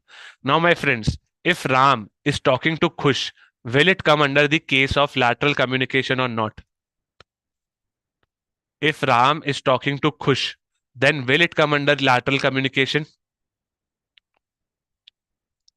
The answer will be yes. Okay, because see, I have told you that your level should be same. Your level should be same even if you're talking between inter departments. Purchase department manager, who is Ram, is talking to the sales department manager, who is Mr. Khush. So this will again come as a classic example of your horizontal communication. Your level should be same. But if Ram is talking to Ankit, will it come as a lateral communication? If Ram is talking to Ankit, will it come as a lateral communication? The answer will be no. This will come under the component of diagonal communication. Now in diagonal communication, what happens is a person who is a junior talks to the person of the other department who is on the upper level. So for example, Ankit is talking to, I would say Rohan. Okay. Rohan is working in accounts department. Okay. Now, if Rohan and Ankit are talking, this will be known as what? Diagonal. Diagonal means you have to remember the diagonals. Okay. Now, definitely, if Rohan is talking to Ankit, this will also come under diagonal communication. So, diagonal communication means you break your chain of command. What is your chain of command? See, for Ankit, Ankit should pass the message to, what was the name of this person? I forgot. Let's name it Jalaj again. Okay. Ankit has to pass the message to Jalaj, and then Jalaj will pass it to Rohan. But what Ankit has done is that he has cancelled my chain of command, and he is now giving the message to directly to the Rohan. So definitely this is my diagonal communication, and diagonal communication comes in your informal channel. It comes under your informal channel. Okay.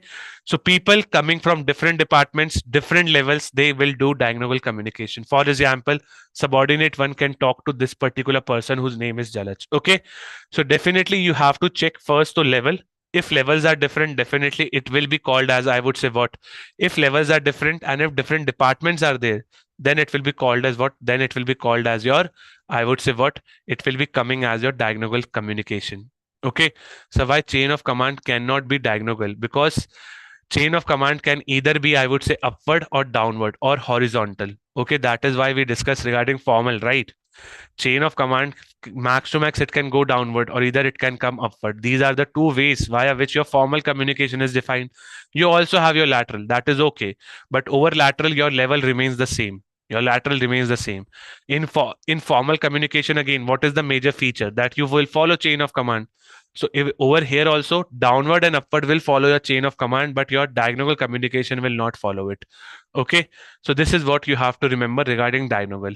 Now let's take the cases of each and every type of, I would say, communication flow so that we can understand that how it is being implemented. Now, downward communication. Tell me if I'm doing downward communication, I am using one-way communication or two-way communication. If I am doing downward communication, I will be doing what? One way or two way? Definitely it is one way. And one way is kind of authoritative. We have understood it because in one way communication, there is no component of feedback. Feedback is not present. So one way communication is kind of authoritative. It's kind of authoritative. Why? Because you will just give the orders. You will not accept your juniors to say something to you. Okay. Now, definitely in downward communication, I can use it for reward and punishment. I can give certain reward and punishment. I will explain the policies to my employees. I will provide job instructions in all the different ways. If you see the superior or your boss is giving a certain kind of command or is giving a certain kind of direction to your junior, then you also have your feedback. Do remember feedback to subordinates likha hai. Feedback to subordinates. So feedback to subordinates means what? That you are again giving a kind of a downward communication, assigning of goals, assigning of responsibilities, assigning of any kind of objective will again come under the category of downward communication only. Okay, very easy. I hope everything is clear up to this particular moment. Okay, so if departmental managers are giving a certain kind of, I would say, command to the workers, then definitely it will be categorized as downward communication. Now, my friends, advantages and disadvantages, this you can do in your homework, because if I do everything, then definitely it will not make any sense because these are very easy topics. Okay, so summary sheet say hardly, I would say, you have to read the advantages and disadvantages. It will not take more than 10 minutes. Will you do it? Will you do it? Again, this is our homework, okay, so that I can push you towards your summary sheet as well. Cool. Now we are moving ahead to upward communication. Upward communication means what? That the messages is flowing from a junior to the higher level. So if you see this particular arrow, if worker is talking to the departmental manager, or if departmental manager is talking to the board of director, this will be called as your upward communication. Upward communication is more participative. Can you please tell me why it is more participative? Why the hell I'm saying that it is participative? YouTube people and to my, yes, because of feedback only. Because of feedback only, upward communication is considered participative because you are giving an opportunity to a lower level employee to talk to you. Simple. Now your upward communication can be used for suggestions, complaint and grievances. Okay, definitely if I have certain, I would say, what suggestion for my employee, I have a suggestion for my employee, I will I have a suggestion for my boss, then definitely I can give him the suggestion. Ringy system is again a kind of an upward communication only. Asking for clarification of orders. For example, I have not understood anything which was told to me under job instruction, then definitely I will ask my boss. That what was he was saying. Criticism of upper management. For example, again, whistleblowing. If I am doing whistleblowing, I am going upwards, right? I am going to the topest level to tell the employee that this is not good, to tell my superior that this is not good. Performance appraisal of subordinates. Now this point never makes any sense, so you can avoid it. I think there is a printing mistake in this particular, I would say, PPT. So avoid this particular point. Now see, if I say feedback to, I would say, what? Feedback to superiors. This will be called as what? Upward or downward? Hello. If I say feedback, now see, understand this thing. Again, I am taking you a step ahead so that you can understand in a greater language. Whenever I say feedback, you have to take it as a downward communication only. But understand it, there are two cases. Feedback to subordinate, feedback to superior. Definitely, feedback to subordinate is downward and feedback to superior is upward.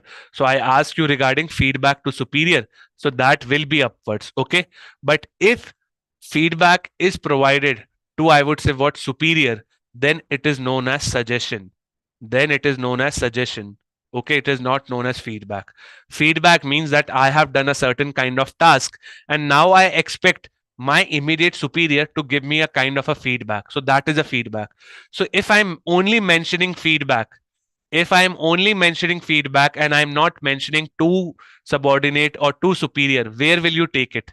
Where will you take it? Upward or downward? I will take it under downward. Okay, I will take it under downward. And if I specifically mentioned that feedback to superior, then it will come under upward. But this particular term is referring to suggestions. Suggestions are always upward. Clear? Okay, but the question is only about feedback, then you have to take it under downward. Clear, everyone? Cool. This is how you move ahead of the competition. Okay, because exam में कुछ भी आ सकता है, right? Again इसमें चलो, I will explain you one more time. Feedback to subordinates is downward, feedback to superior is upward. Okay, this is a regular information which we definitely know. Okay, but if I am only mentioning feedback, अगर मैं सिर्फ feedback लिखता हूं, then you have to take it under downward communication, because feedback to superior is considered as a suggestion. Suggestions will come under what? Suggestions will come under upward communication. Okay. Sir, upward communication will be regarded as one way? No, it is a kind of a participative in which feedback is there. And whenever feedback is there, definitely you cannot consider it as an upward. Okay. So you cannot consider it as a one-way communication. It has to be two-way. Okay. Now coming to lateral. Why can't suggestions? Feedback, like suggestions, like see, again, you have to make different categories. Suggestions to superior, suggestions to subordinate. So that you have to break up. But in a journal language, feedback is always downward if I just use the word feedback. Suggestions, if I just say suggestions, then you have to take it as upward. Okay. Think about journal language. Cool. Now we are again giving you homework, advantages and disadvantages. Okay. These are advantages and disadvantages which you have to follow. Okay. So if I will give feedback, if I give you feedback, then how it can be feedback. It will be suggestion for you, not feedback. No, Neha, we are talking regarding organizational context. We are not running a company between me and you. Okay, now you are not my junior, I am not your senior, I am your teacher, or you are my student. So you do not have to take it on a personal to personal level. Rather think about a junior as well as a kind of a superior.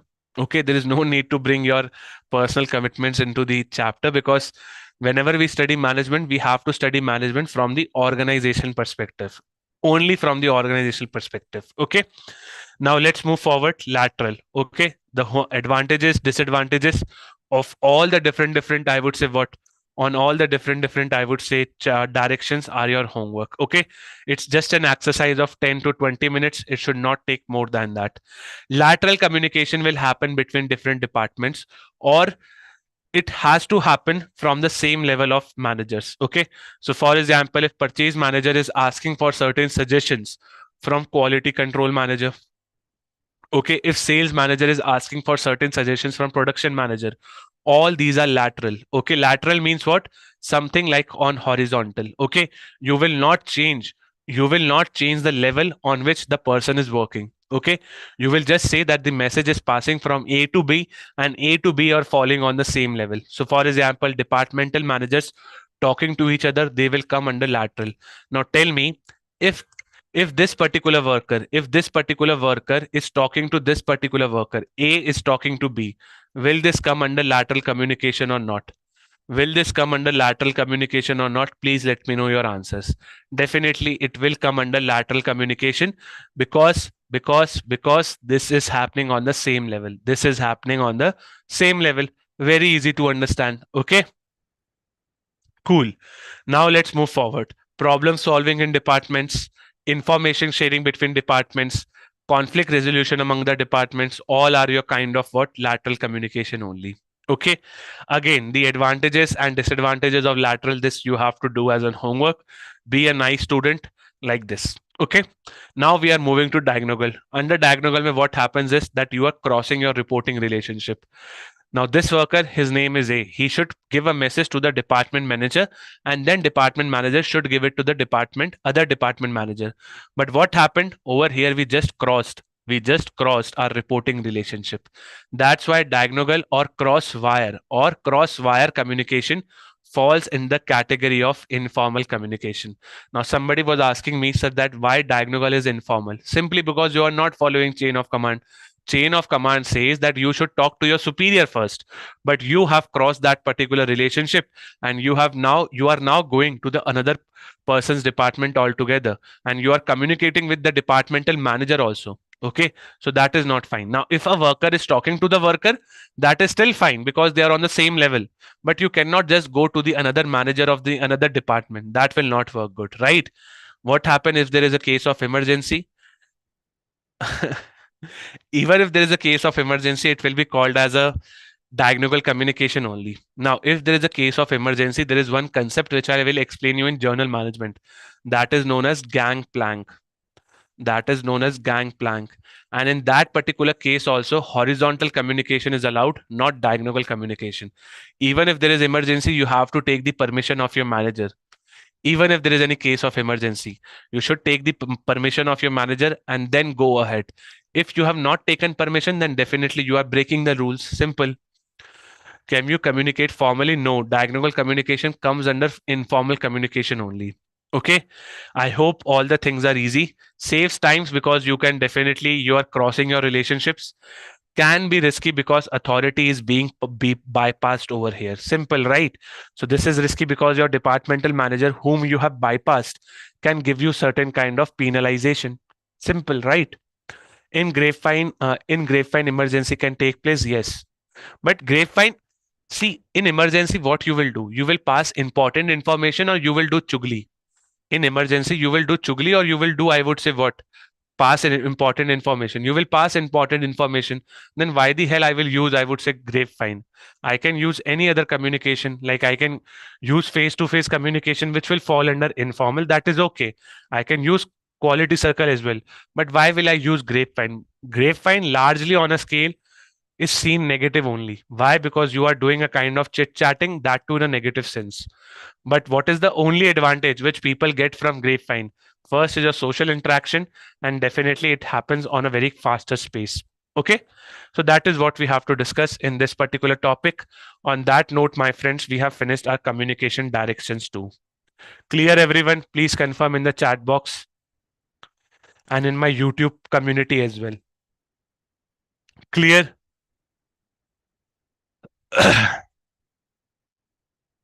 All things are easy, quite. I would say the chapter is bulky, but the topics are quite easy.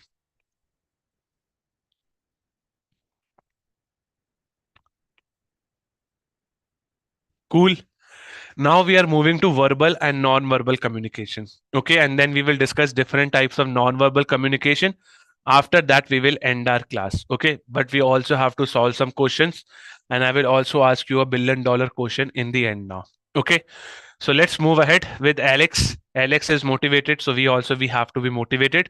I know it's Sunday, but we have to keep our energies high. Chaliye. Now we are talking regarding verbal and non-verbal. Verbal communication is that particular communication in which you are using words. You are using what? Words. That's why it is known as verbal. That's why it is known as verbal. Okay. Now, modes of communication, that how you are using your communication, verbal or non-verbal. Okay, verbal can further be bifurcated into oral and written.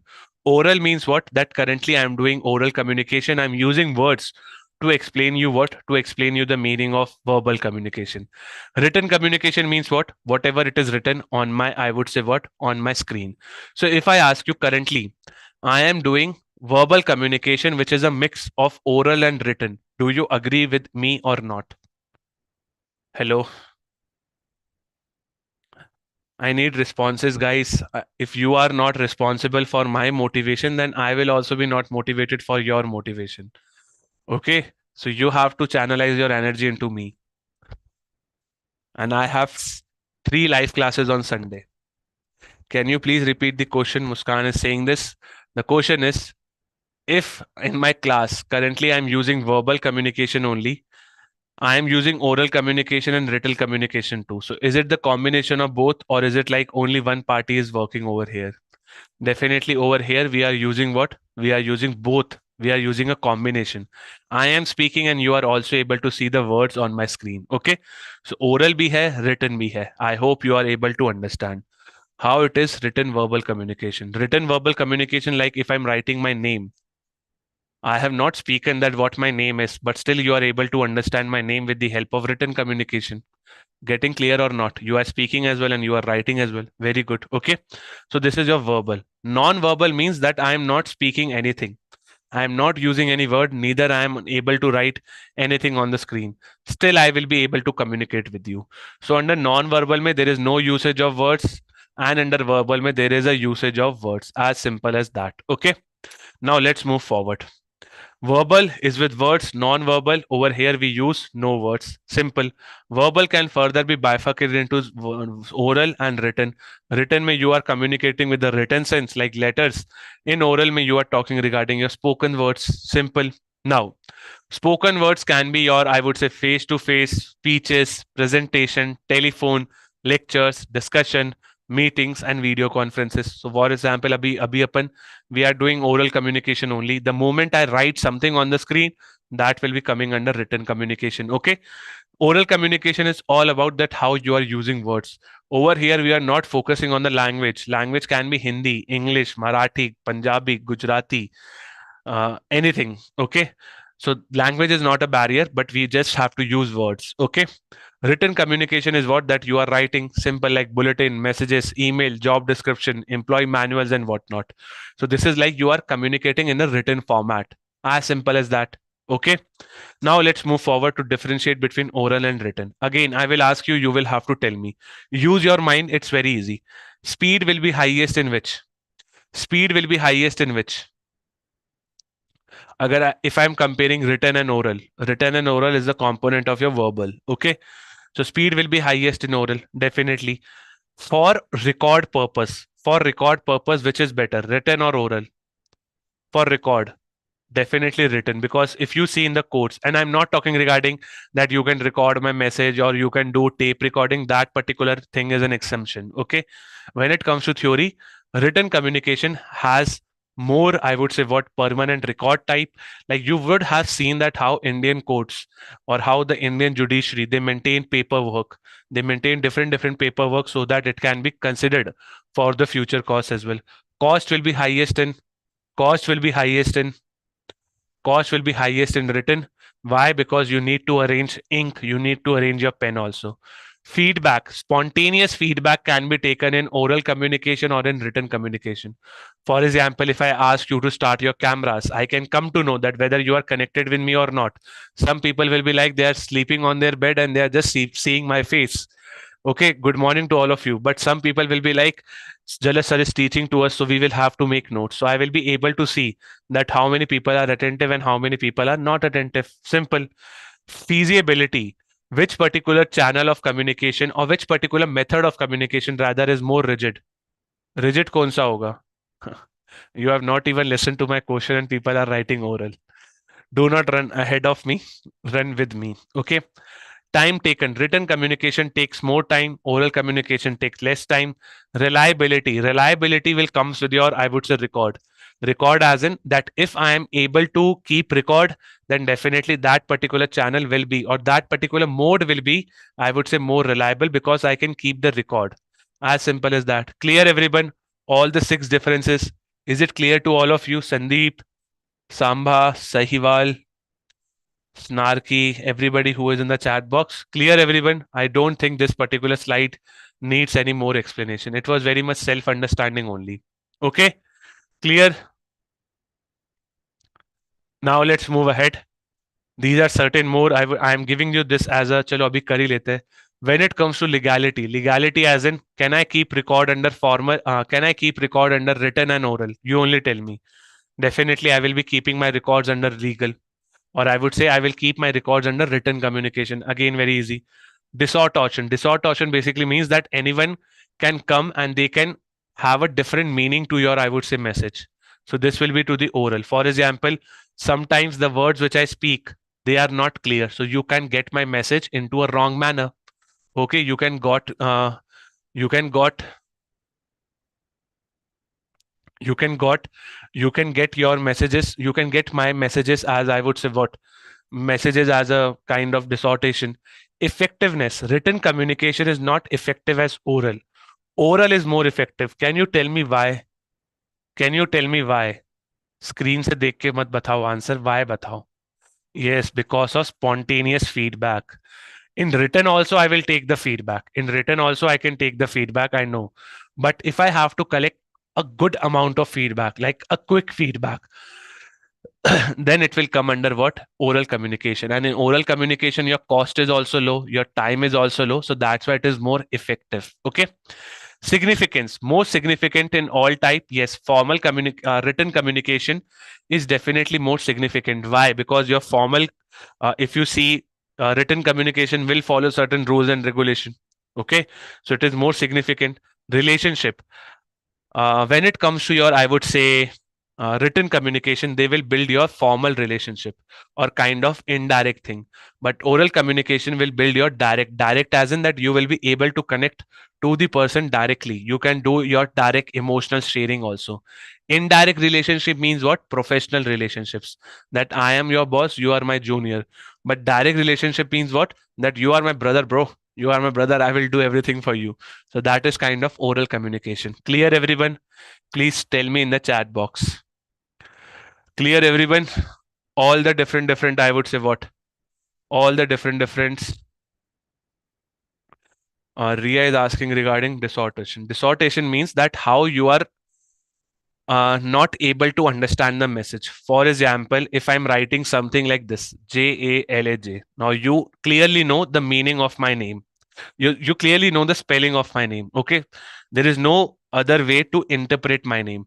But if I remove this thing from the screen, okay, and if I just say Jalaj, many people write Jalaj something like this.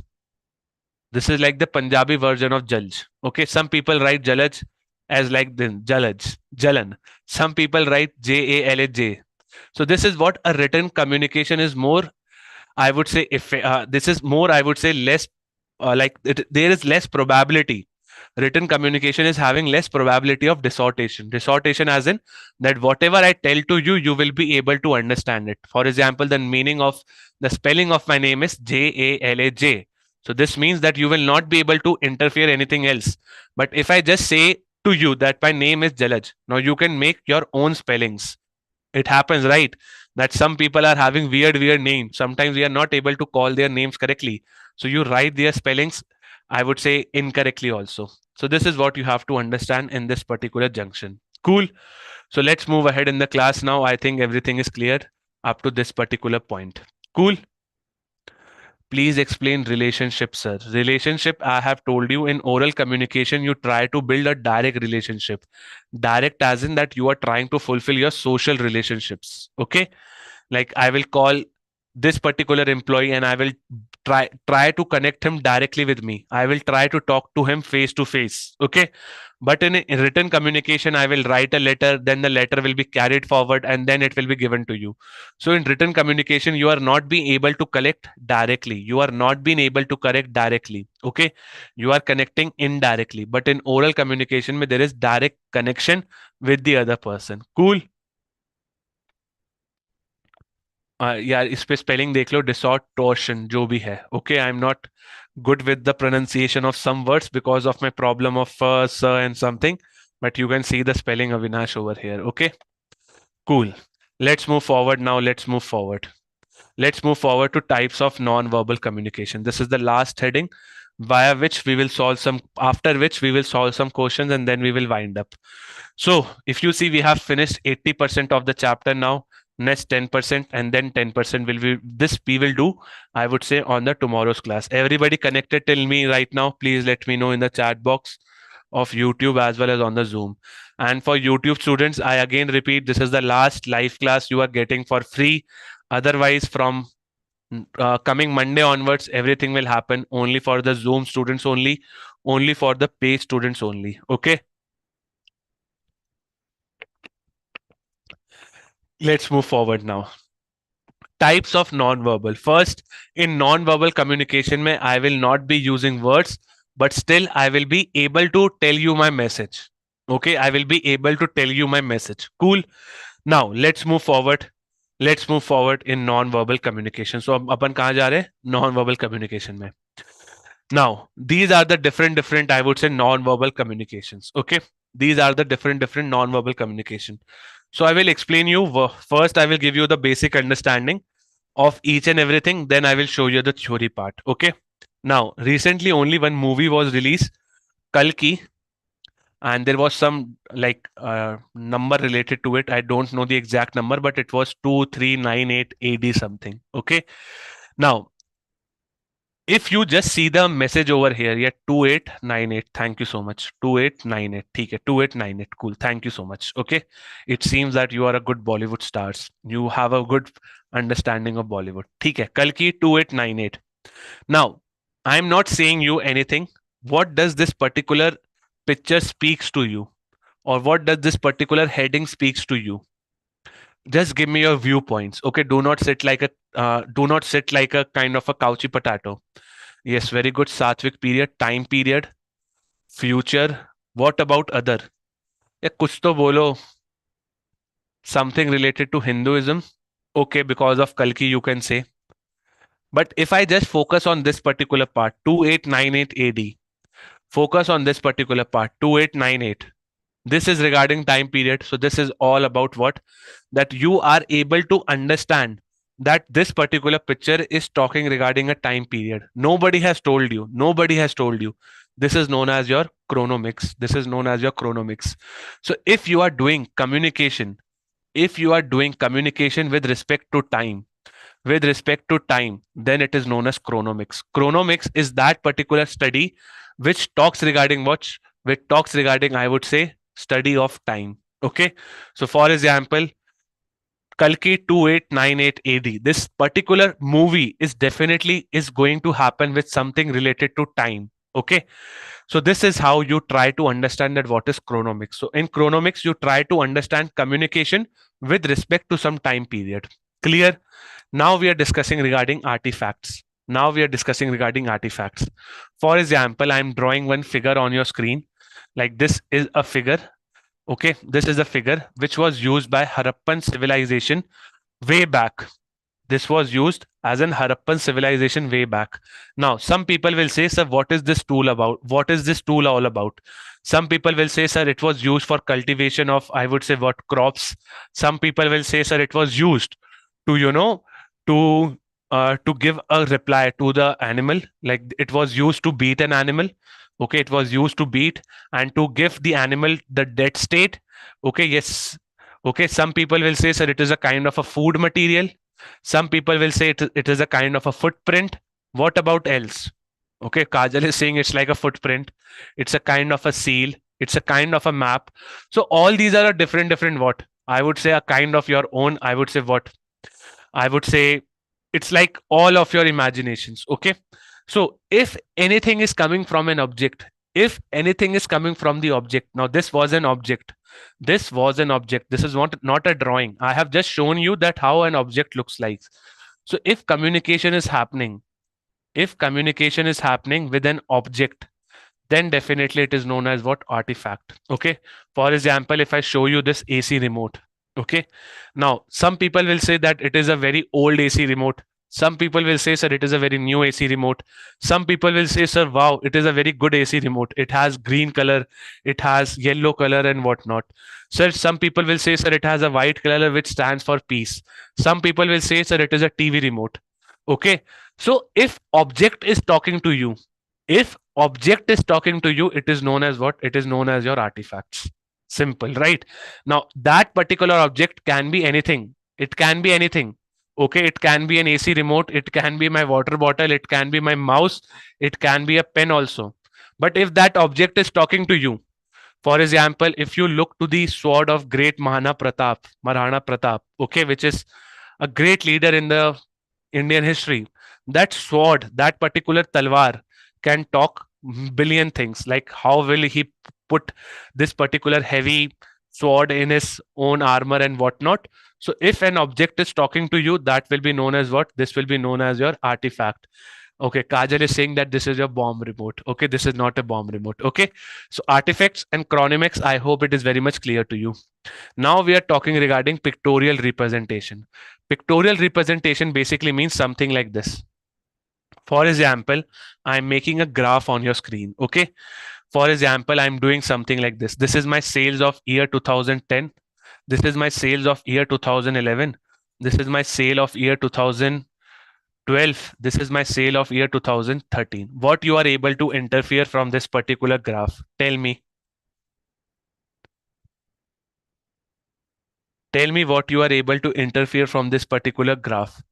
Yes, sale is increasing. So definitely I have not told you that what I want to communicate with you. You yourself are able to understand that yes, sales is increasing. So this means what? That this is a kind of pictorial representation. Okay, sales during the year or sales is increasing. This means what? That you yourself have understood my message, that what I want to tell you. Okay, now let's come to facial expressions. Facial expression means what? That like I'm doing something like this. I'm closing my eyes and I'm sitting like this. So this means that I'm going into the state of rest. Facial expressions can also be like this. I'm kind of, gussa from you. So if you see facial expressions basically talks regarding your what? It talks regarding that whether you are happy or not. For example, if I just squeeze my face and I'm just looking at you, it means that I am kind of, I would say what? Very much angry for you. So this is your facial expressions. Do not take this topic lightly. This is an important topic. Okay. Then you comes to another type of non-verbal communication, which is oculisis. For example, if I'm blinking right now, okay, if I'm doing winking, this particular ad was there in which there was one girl who just gave a huge wink, and that particular ad become very much famous. Like I do not know that what the ad was, but there was one ad. Yes, what was that ad? Can you please? It was a kind of girl. I know this. Yes, some song only. So that a kind of winking of the eyes, communicating with the eyes was kind of what? It was kind of oculisis. Okay. Yes. Now, if you see, if I'm just doing, I would say, if I'm squeezing my eyes, if I am squeezing my eyes, then again it will be coming under eye gaze.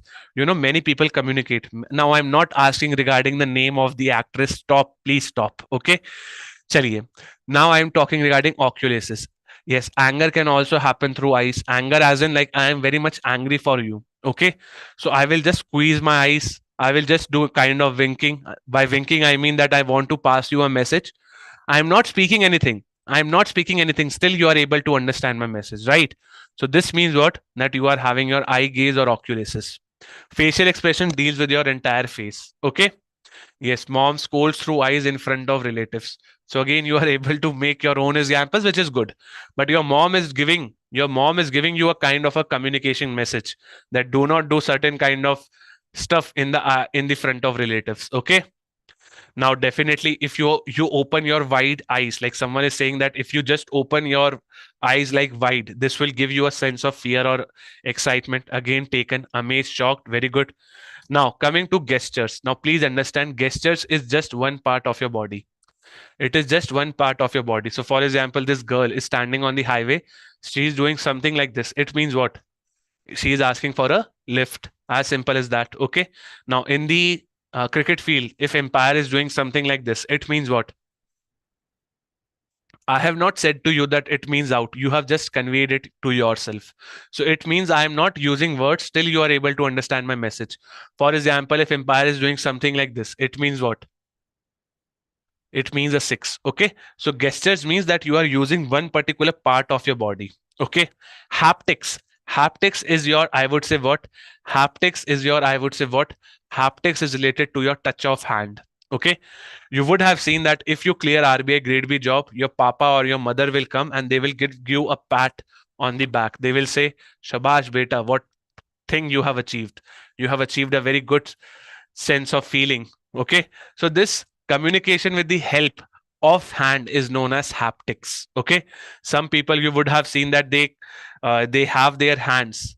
They have their hands to communicate with themselves. So they use their hand, right? Like the people who are blind, they use, kind of, I would say, a language via which they can understand, I would say, their language. So that is known as again haptics. Yes, Bailey. Cool. So you have to understand that haptics is happening with the touch of hand. As simple as that. Okay. Then you come to the body language, which is known as kinesics. Okay. Now, body language is entire part of your body, from your legs to your head. Every part of body is getting involved. Now, my friends, suppose the results came yesterday only of RBI Grade B. You have cleared it. You have made it. So you are calling a dhol and you are dancing on the beat of dhols. So your entire body is getting involved, right? Your entire body is getting involved. So that particular part will be known as kinesics, because whole of your body is getting involved. Okay. For example, if somebody is confused, they will lean back. They will ask that, sir, what are you asking? Their hands, their face, their overall legs will move in that particular direction only. If somebody is irritated, if somebody is defensive, their entire body will talk to themselves. Okay. For example, Virat Kohli. Whenever Virat Kohli gets a wicket, he is like most pumped up Indian. He is like, today he will make a fire statement in the ground itself. He is like, come on, I have done this. His entire body will go into what? A state of celebration, into a state of aggression. Okay, cool. Do not use strokes names in my class, Akriti. Let's maintain the decorum. Okay, I know it's fun. But definitely we cannot use it in the class.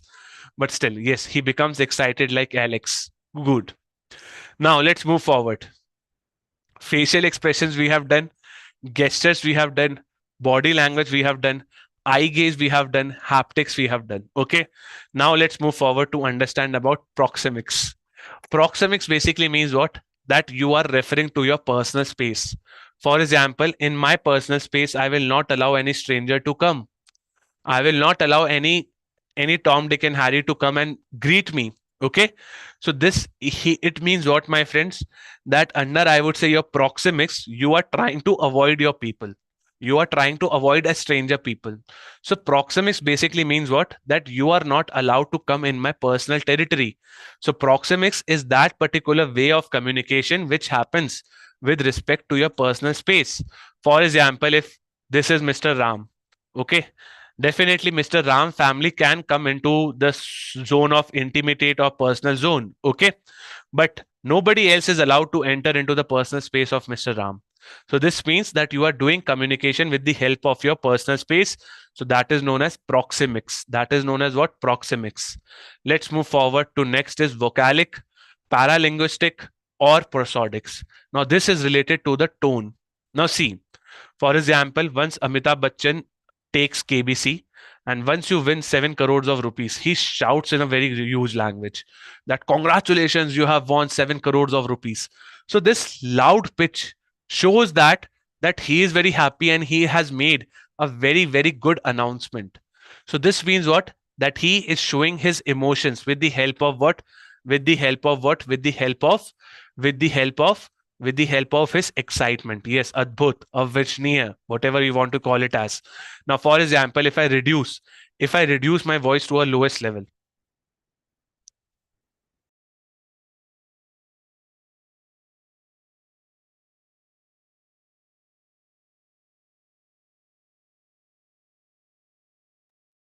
so the moment wherein I would say what? Mute. No, I did mute basically to explain you the concept, right? Arey, I am audible, Baba, I am audible. I just mute because of to explain you this particular concept. So whenever I'm muting, whenever I'm reducing my voice, it means what? That something is not wrong, something is not right at my, or something is not right at my place. Okay, that's why I have muted myself. For example, if my dad is calling to me, okay, if my dad is calling to me, definitely I will not call my dad in front of you, right? I will have to mute myself. So it again means that my muteness is giving you a message. Understanding or not? So your paralinguistic is also known as paralanguage. Paralinguistic is also known as what? Paralanguage. Okay. It basically means that you are increasing the tone, or you are increasing the vocalic, you are increasing the loudness or increasing the pitch of your message. Okay. Some Aman is saying that he was checking the headphone. No issues. Okay. So certain practical examples has to be given to you so that you can understand the concept in the class itself. Cool. Let's move forward to appearances. Appearances are basically dealing with your, like, how you dress yourself. Okay, like every now and then you might see that EduTap faculties are now wearing this black jacket. Sometimes we like it, but sometimes when the AC is not working, then definitely it's a horrible thing for us. So we have to maintain the decorum of EduTap. Okay, we have to come in this black jacket wherein our chains are very much up to the throat. So this means that we are now the faculty of EduTap in the organized manner. Okay, like two people are in front of you. Okay, Ram and Sham. Sham is very much casually dressed, and Ram is like very much formally dressed. In your interview, your appearances do make a mark, right?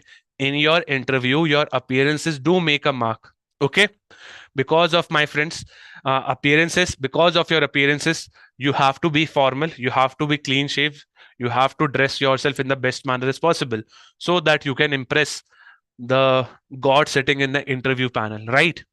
So defense personnel stand out in the crowns because of their uniform. Yes, definitely, because their appearances are quite sturdy. Cool. So this is what your appearances means. Okay. So if you see this particular person whose name is Sham, definitely you will come to know that he is not that much serious if he is coming on interview. But if you have this particular person who is willing to shake their hands with you, then definitely you will say that yes, he is a damn serious aspirant for interview. Okay. So appearances can also talk regarding, I would say, what messages of the communication. So this completes our discussion on the yellow points. Artifacts I have told you, chronemics also I have told you. Okay. Pictorial representation is done with the help of graphs. Like over here, definitely this graph will tell something to you. And then comes your chronomics. Chronomics always talks regarding time. Chronomics always talks regarding time. Artifacts, like these are the tools of Harappa civilization. This is the horse of some great leader. So this objects, once your object is talking to you, definitely it will be known as what? Artifacts. Okay. So on that note, we have completed all the different types of non-verbal communication. Everything clear? Please let me know in the chat box now. Everything clear?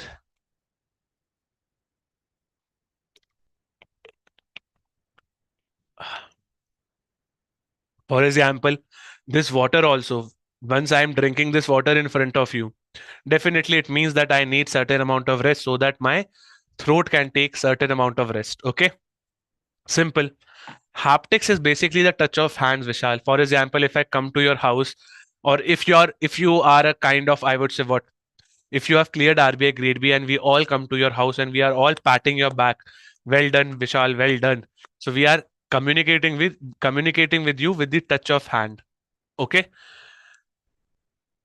Paralinguistic is a kind of, I would say, change in the tone of the language. For example, if I just say, Uday, you are very, very good student. So I am referring on your name. I am giving a good amount of importance to your name, which is Uday. Okay. So this is what you have to understand under paralinguistic, vocalic, or prosodics. Okay. Proxemics, I have told you I'm referring to my personal space. I will not allow you to come into my zone. You have to talk to me outside it. Simple. Body language versus gestures. Gestures, I have told you, it is just one body part of your organization, or you can say one particular body part of your body. For example, once the empire do something like this, only the hand, only the index finger is talking to you. Okay, that this means a gesture. But when the entire body is getting involved, that will be known as body language. Shaking of hands. Now see, if shaking of hands is talking about, it should come under haptics. It should come under haptics because you are again communicating your confidence once you are shaking your hands. Okay. Now, shaking of hands, if what particular gestures you are having, nothing, right? Once you are shaking your hands, what is something you are like, once you are shaking hands, you are passing a feeling. You are passing a feeling that yes, congratulations, or hello, certain like this. Okay. Nervousness. Cool. So those are your, I would say, kind of haptics only. So tomorrow we will do the barriers of communication because I think that is enough for today. Proxemics snarky is all about your, I would say, what? I would say it is all about your, I would say, your personal space. Now let's try to solve some questions. Which of the following is a process theory? So we have brought one question from, I would say, what? From your motivation chapter. Yes, और ये RBI grade B phase two 2021 का question है. Phase 2 में if this question appears, then how much time you will take to mark the answer? If such question appears, then yes, not 2 to 3 seconds. Take 5 seconds also. Okay, 5 seconds. There is no need to hurry. 5 seconds is a good time. Which theory? The answer will be Vroom because it is a process. Which theory of motivation says that organization basis of input and output Adam equity theory? Okay. So see, right now we are building your basics, but once your basics are clear, your basic concept like questions will also be clear. Okay. Moving forward, next two questions. Identify the type of communication where messages flows in every direction. Every direction as in a kind of a jalebi. So jalebi will be there in your grapevine communication. Good. Which of the following is true about oral communication? Oral communication के बारे में क्या सत्य है? क्या सच है? Oral communication is not prone to distortion. Distortion. It is. So it is not the correct thing. Oral communication is free of error. No, it has error. Oral communication is not useful in addressing illiterate people. Again, not a good point. Oral communication helps in building social relationships. Yes, this is your correct answer, which is your right option. Now, oral communication mein will I build direct relationships or indirect relationships? Direct relationships. Okay, do remember it. Coming to the next question, let's see who gives me the right answer.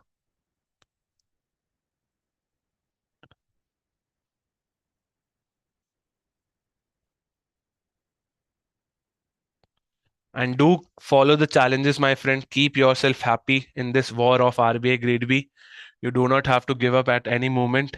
Things will become tough. This I am telling you right now only. But once you do the revision, then challenges, or if you complete the challenges itself, then things will become easy for you. So do not skip challenge. The moment you skip it, you are hitting yourself with a stone. Okay? I hope you will be smart enough to not hit yourself with a stone. चलिए, whistleblowing, open door policy are the example of which particular direction of communication? What are your answers? I need responses, okay? I need responses. And yes, if you are in hurry, you can leave the class. The class is over. But I would say just attempt these questions. Yes, what will be your answer, my friends? Option number C, upward communication, or is it flexible communication? The answer will be option number C, upward communication, because under upward communication, we try to go upward towards our superior. So we try to share the information with them. Good Sandeep, good Priya, good Snarky, and everyone in the Zoom also. Let's move forward to the next question regarding your circuit communication.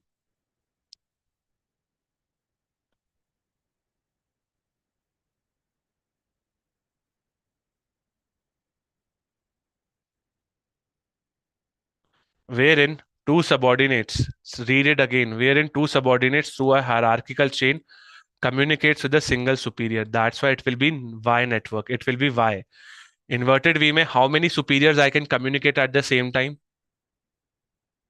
Yes, two. So do remember, over here the answer will be Y network and not inverted V. Okay? Remember this. Do not get confused. कहाँ गया? Yes, Y was the answer. Cool. Next question.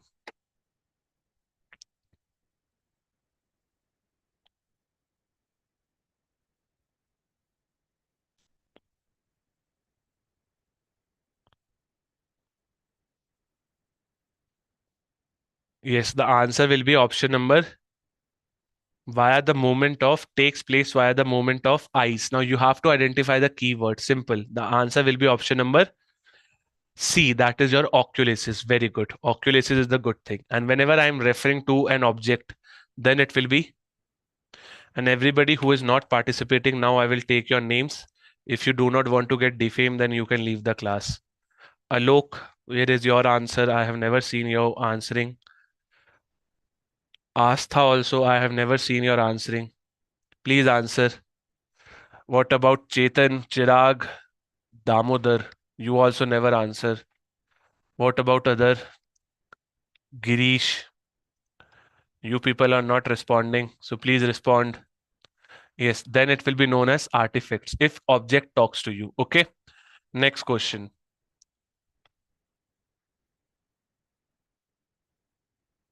Lavi, Khushi, Mahadev, Mahesh, Meera Krishna, Monik Yadav, Muskan Bihani, Neha R, Nikhil. I have never seen you responding in the chat box. आप लोग क्या मेरी शक्ल देखने आते हो? I know I am smart, but still respond in the chat box, okay? Otherwise, why you are wasting your time? You could have joined Zorito. Zorito, I have never seen your answer. Hmm. चलिए, please answer. Yes.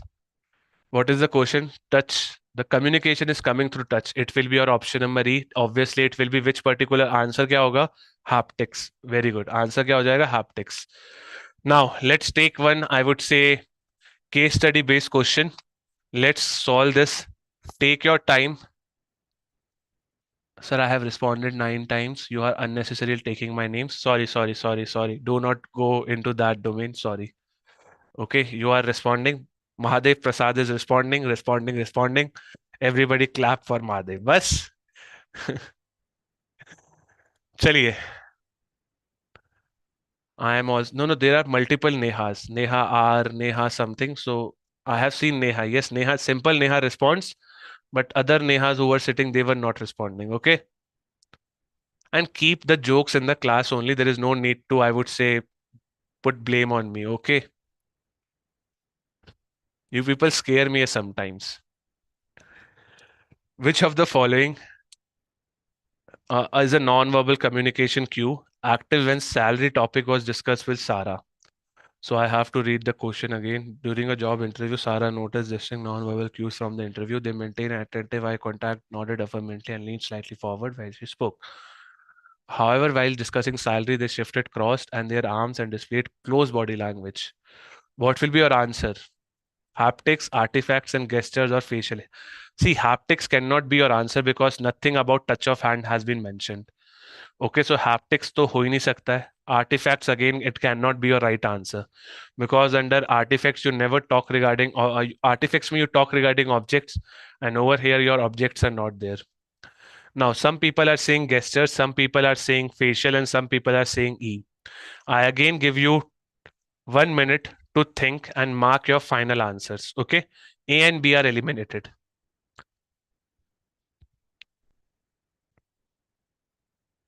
Now, while discussing salary, they shifted their arms, they shifted and they crossed their arms. So they are crossing their arms and displays a close body language. Close body language as in that they were going into the state of shell. They were shrinking. And whenever they were shrinking, they were going into the shell, they were closing their body language. It means what? That it is kinesics. Therefore, the right answer will be option number E. How many of you have given the right answer? Please confirm with a hand raising in the chat box. Yes, very good, very good, very good, very good, very good, very good. Those who are not able to do so, are you able to understand that why the answer will be kinesics? In, I would say, gestures, persodics basically is your para language only. Persodics, vocalic, and para language all means the same. Okay, cool. Kinesics, I have told you multiple times. Kinesics basically tells you regarding your body language. Over here, they have clearly mentioned that they displayed close body language. Close body language means what? That they have a shrinking body language, a kind of a defensive body language, defensive, via which like they are shrinking, they are going into their shell, okay? Because you want to avoid the discussion regarding salary. Therefore, the answer will be option number E. Gestures tab hota when they were using one particular part of body, like they were only using their arms. They were saying Sarah to go back. Then it would be have been gesture. Okay. For example, let's take one more case. For example, if you ask me that, sir, do you want to drink water? Or how many glasses of water you want to drink? I will do something like this. Is this a gesture or a body language? If you ask me that, sir, how many glasses of water you want to drink? If I just do like something like this will be an example of gesture. So I'm only moving my hand and I am signaling it to you that bring 2 glasses of water. Okay, so gesture is only one part of the body. Body language is entirely. Now, how many of you are ready for How many of you are ready for a very, very important question? Ready? The question is regarding challenges. I will come to these challenges later on, but allow me to ask you the question. Are you able to understand the concepts or not? Are you able to get confident in management or not? Please let me know your responses in the chat box. All clear? Okay, this was the question. How many of you are now feeling confident in management? How many of you are now feeling confident in management? कि हाँ यार थोड़ा थोड़ा अब भाई धीरे धीरे सब समझ में आ रहा है, kind of that thing. Okay. Yes, in descriptive it will take some time. That's I will definitely agree with. If you enjoy the classes, then definitely please share your feedback on hello@edutap.co.in. Okay. Your feedback will definitely motivate us. Your feedback will definitely help us to improve in our teaching skills, and definitely we will be a happy personality once we understand your feedback. Okay, so if possible do share your feedback, but I'm not forcing you. Only if you enjoy it, then only share the feedback. Okay. And yes, today I'm not giving you any descriptive question. Today is Sunday, so try to complete, I would say, whatever your lagging part is. From Monday onwards we will again start with descriptive writing. Okay. Chaliye, very good, Shubham. Very good, everyone. I hope only one topic is left. If you don't have any doubts, then please leave the class right now. If you have doubts, then only sit in the class. Please share your feedbacks once you, I would say, understand the points. Cognitive dissonance and polarization. These are your negative disadvantages of your two-way communication. Now, I have not covered this in my class because I wanted you to go and read summary sheet. Summary sheet में दे रखा है. Polarization basically means that in your company there will be two groups which will be formed. One group will say that feedback is important. One group will say feedback is not important. So there is groupism happening in the company. Cognitive dissonance means that you are coming into a state of pressure कि यार feedback भी share करनी पड़ेगी. So you are taking extra kind of tension. Okay. Whenever you see cognitive, whenever you see cognition, it is related to your mind. So if I have to share feedback with you, definitely, oh shit, a feedback भी share करनी पड़ेगी.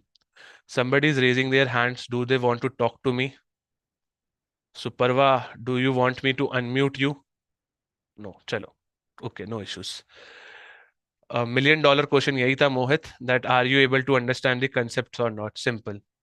Mega RRR, that we will think, like we will have to check the schedule. Y network, I have told you, Dinesh, Y network is something like this. Y network is something like this. Two of your boss, two of your juniors are talking to what? Are talking to, I would say what? They are talking to your superior. Two juniors are talking to superior, and then superior passes the messages. Okay. How to join the classes in Zoom? Somebody is asking in YouTube. You have to purchase the crash course if you are targeting for 2024. Otherwise, you can purchase gold or silver courses if you are targeting 2025 exams. Okay. एक बार website पे जाओ और या तो फिर इस number पे call करके देखो आप, वो आपको अच्छे से एडवाइस कर देंगे. क्लैश विद विश्वा. Okay. Any set of objects. Okay. Srivastava. Alankrit Srivastava. Okay. Mega RRR, we will see. Can't whistleblowing happen in star? Whistleblowing in star. Whistleblowing के लिए you need upward communication. So if upward communication is there, then it can happen. Otherwise not. So more importantly, under what type of question can be there? If sir, more importantly, Prakhar, your doubt is not, like, it is not clearly framed. Can you please repost it? So just a offer top, Demat account comes under bank account or not? Demat account never comes under your bank account. Demat account is different. Bank account is different. Okay. Bank account is that feedback. Bank account is that particular account which you have your savings bank account, or which you are opening in your, I would say, scheduled commercial banks. Okay. Thank you. Prabhavati, I have sent the feedback. Thank you. I'm leaving now. Thank you. Vishal, I have addressed your doubt. I end up completing answers is just 200 word. How to reach up to 600? Harshita, please talk to our descriptive mentor.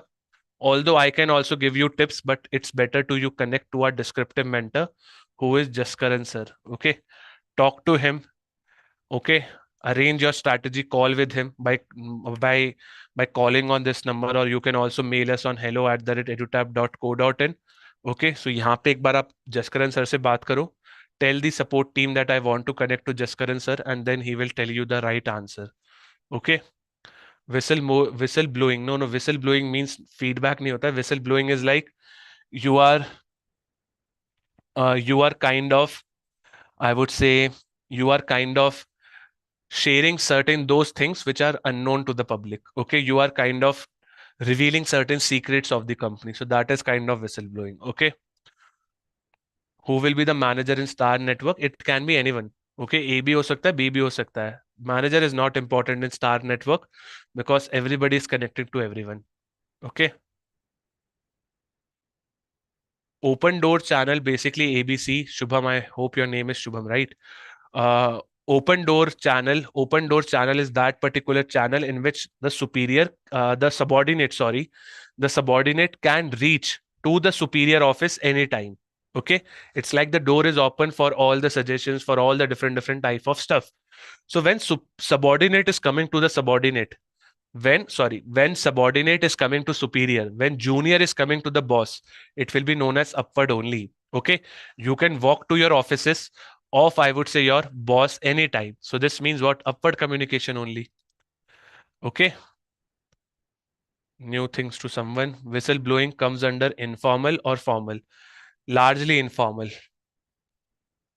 Okay, got it. Chaliye. Sir, will crash course be useful for those who are subscription of gold course? Either buy any one of them, either buy gold or crash. There is no need to buy both of them. Okay, एक बार आप website पे जाओ, website पे जाके see the course, then only you will be able to understand कि deliverables क्या है. Okay, and yes, if you don't have any doubt, all the 18 people who are sitting in my class, leave it if you don't have any doubts.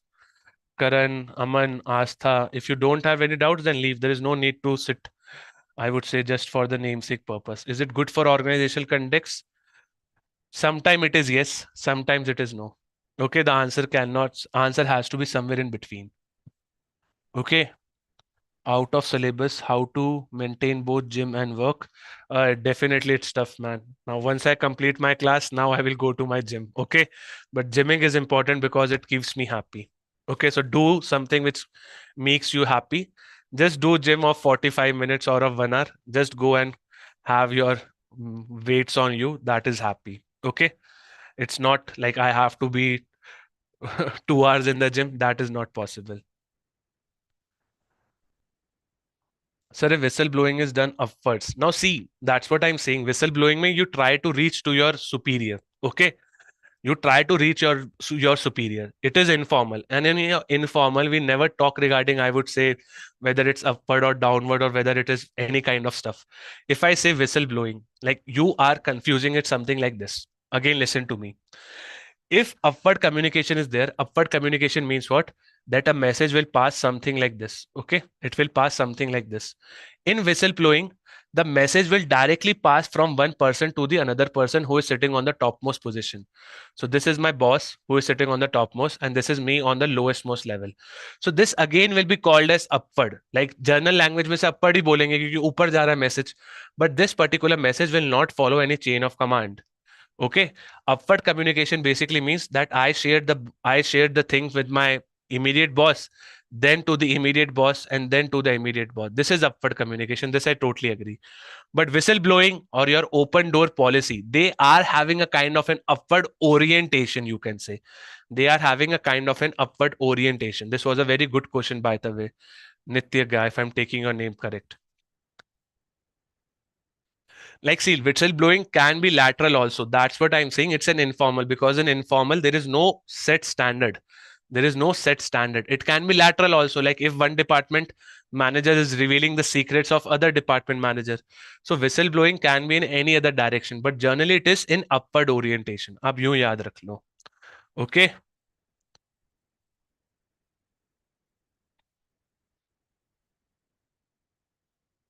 Cool. Chaliye, lot of talk is happening regarding gym in the chat box. So let's keep it on the side. If there are no doubts, then let's end the class.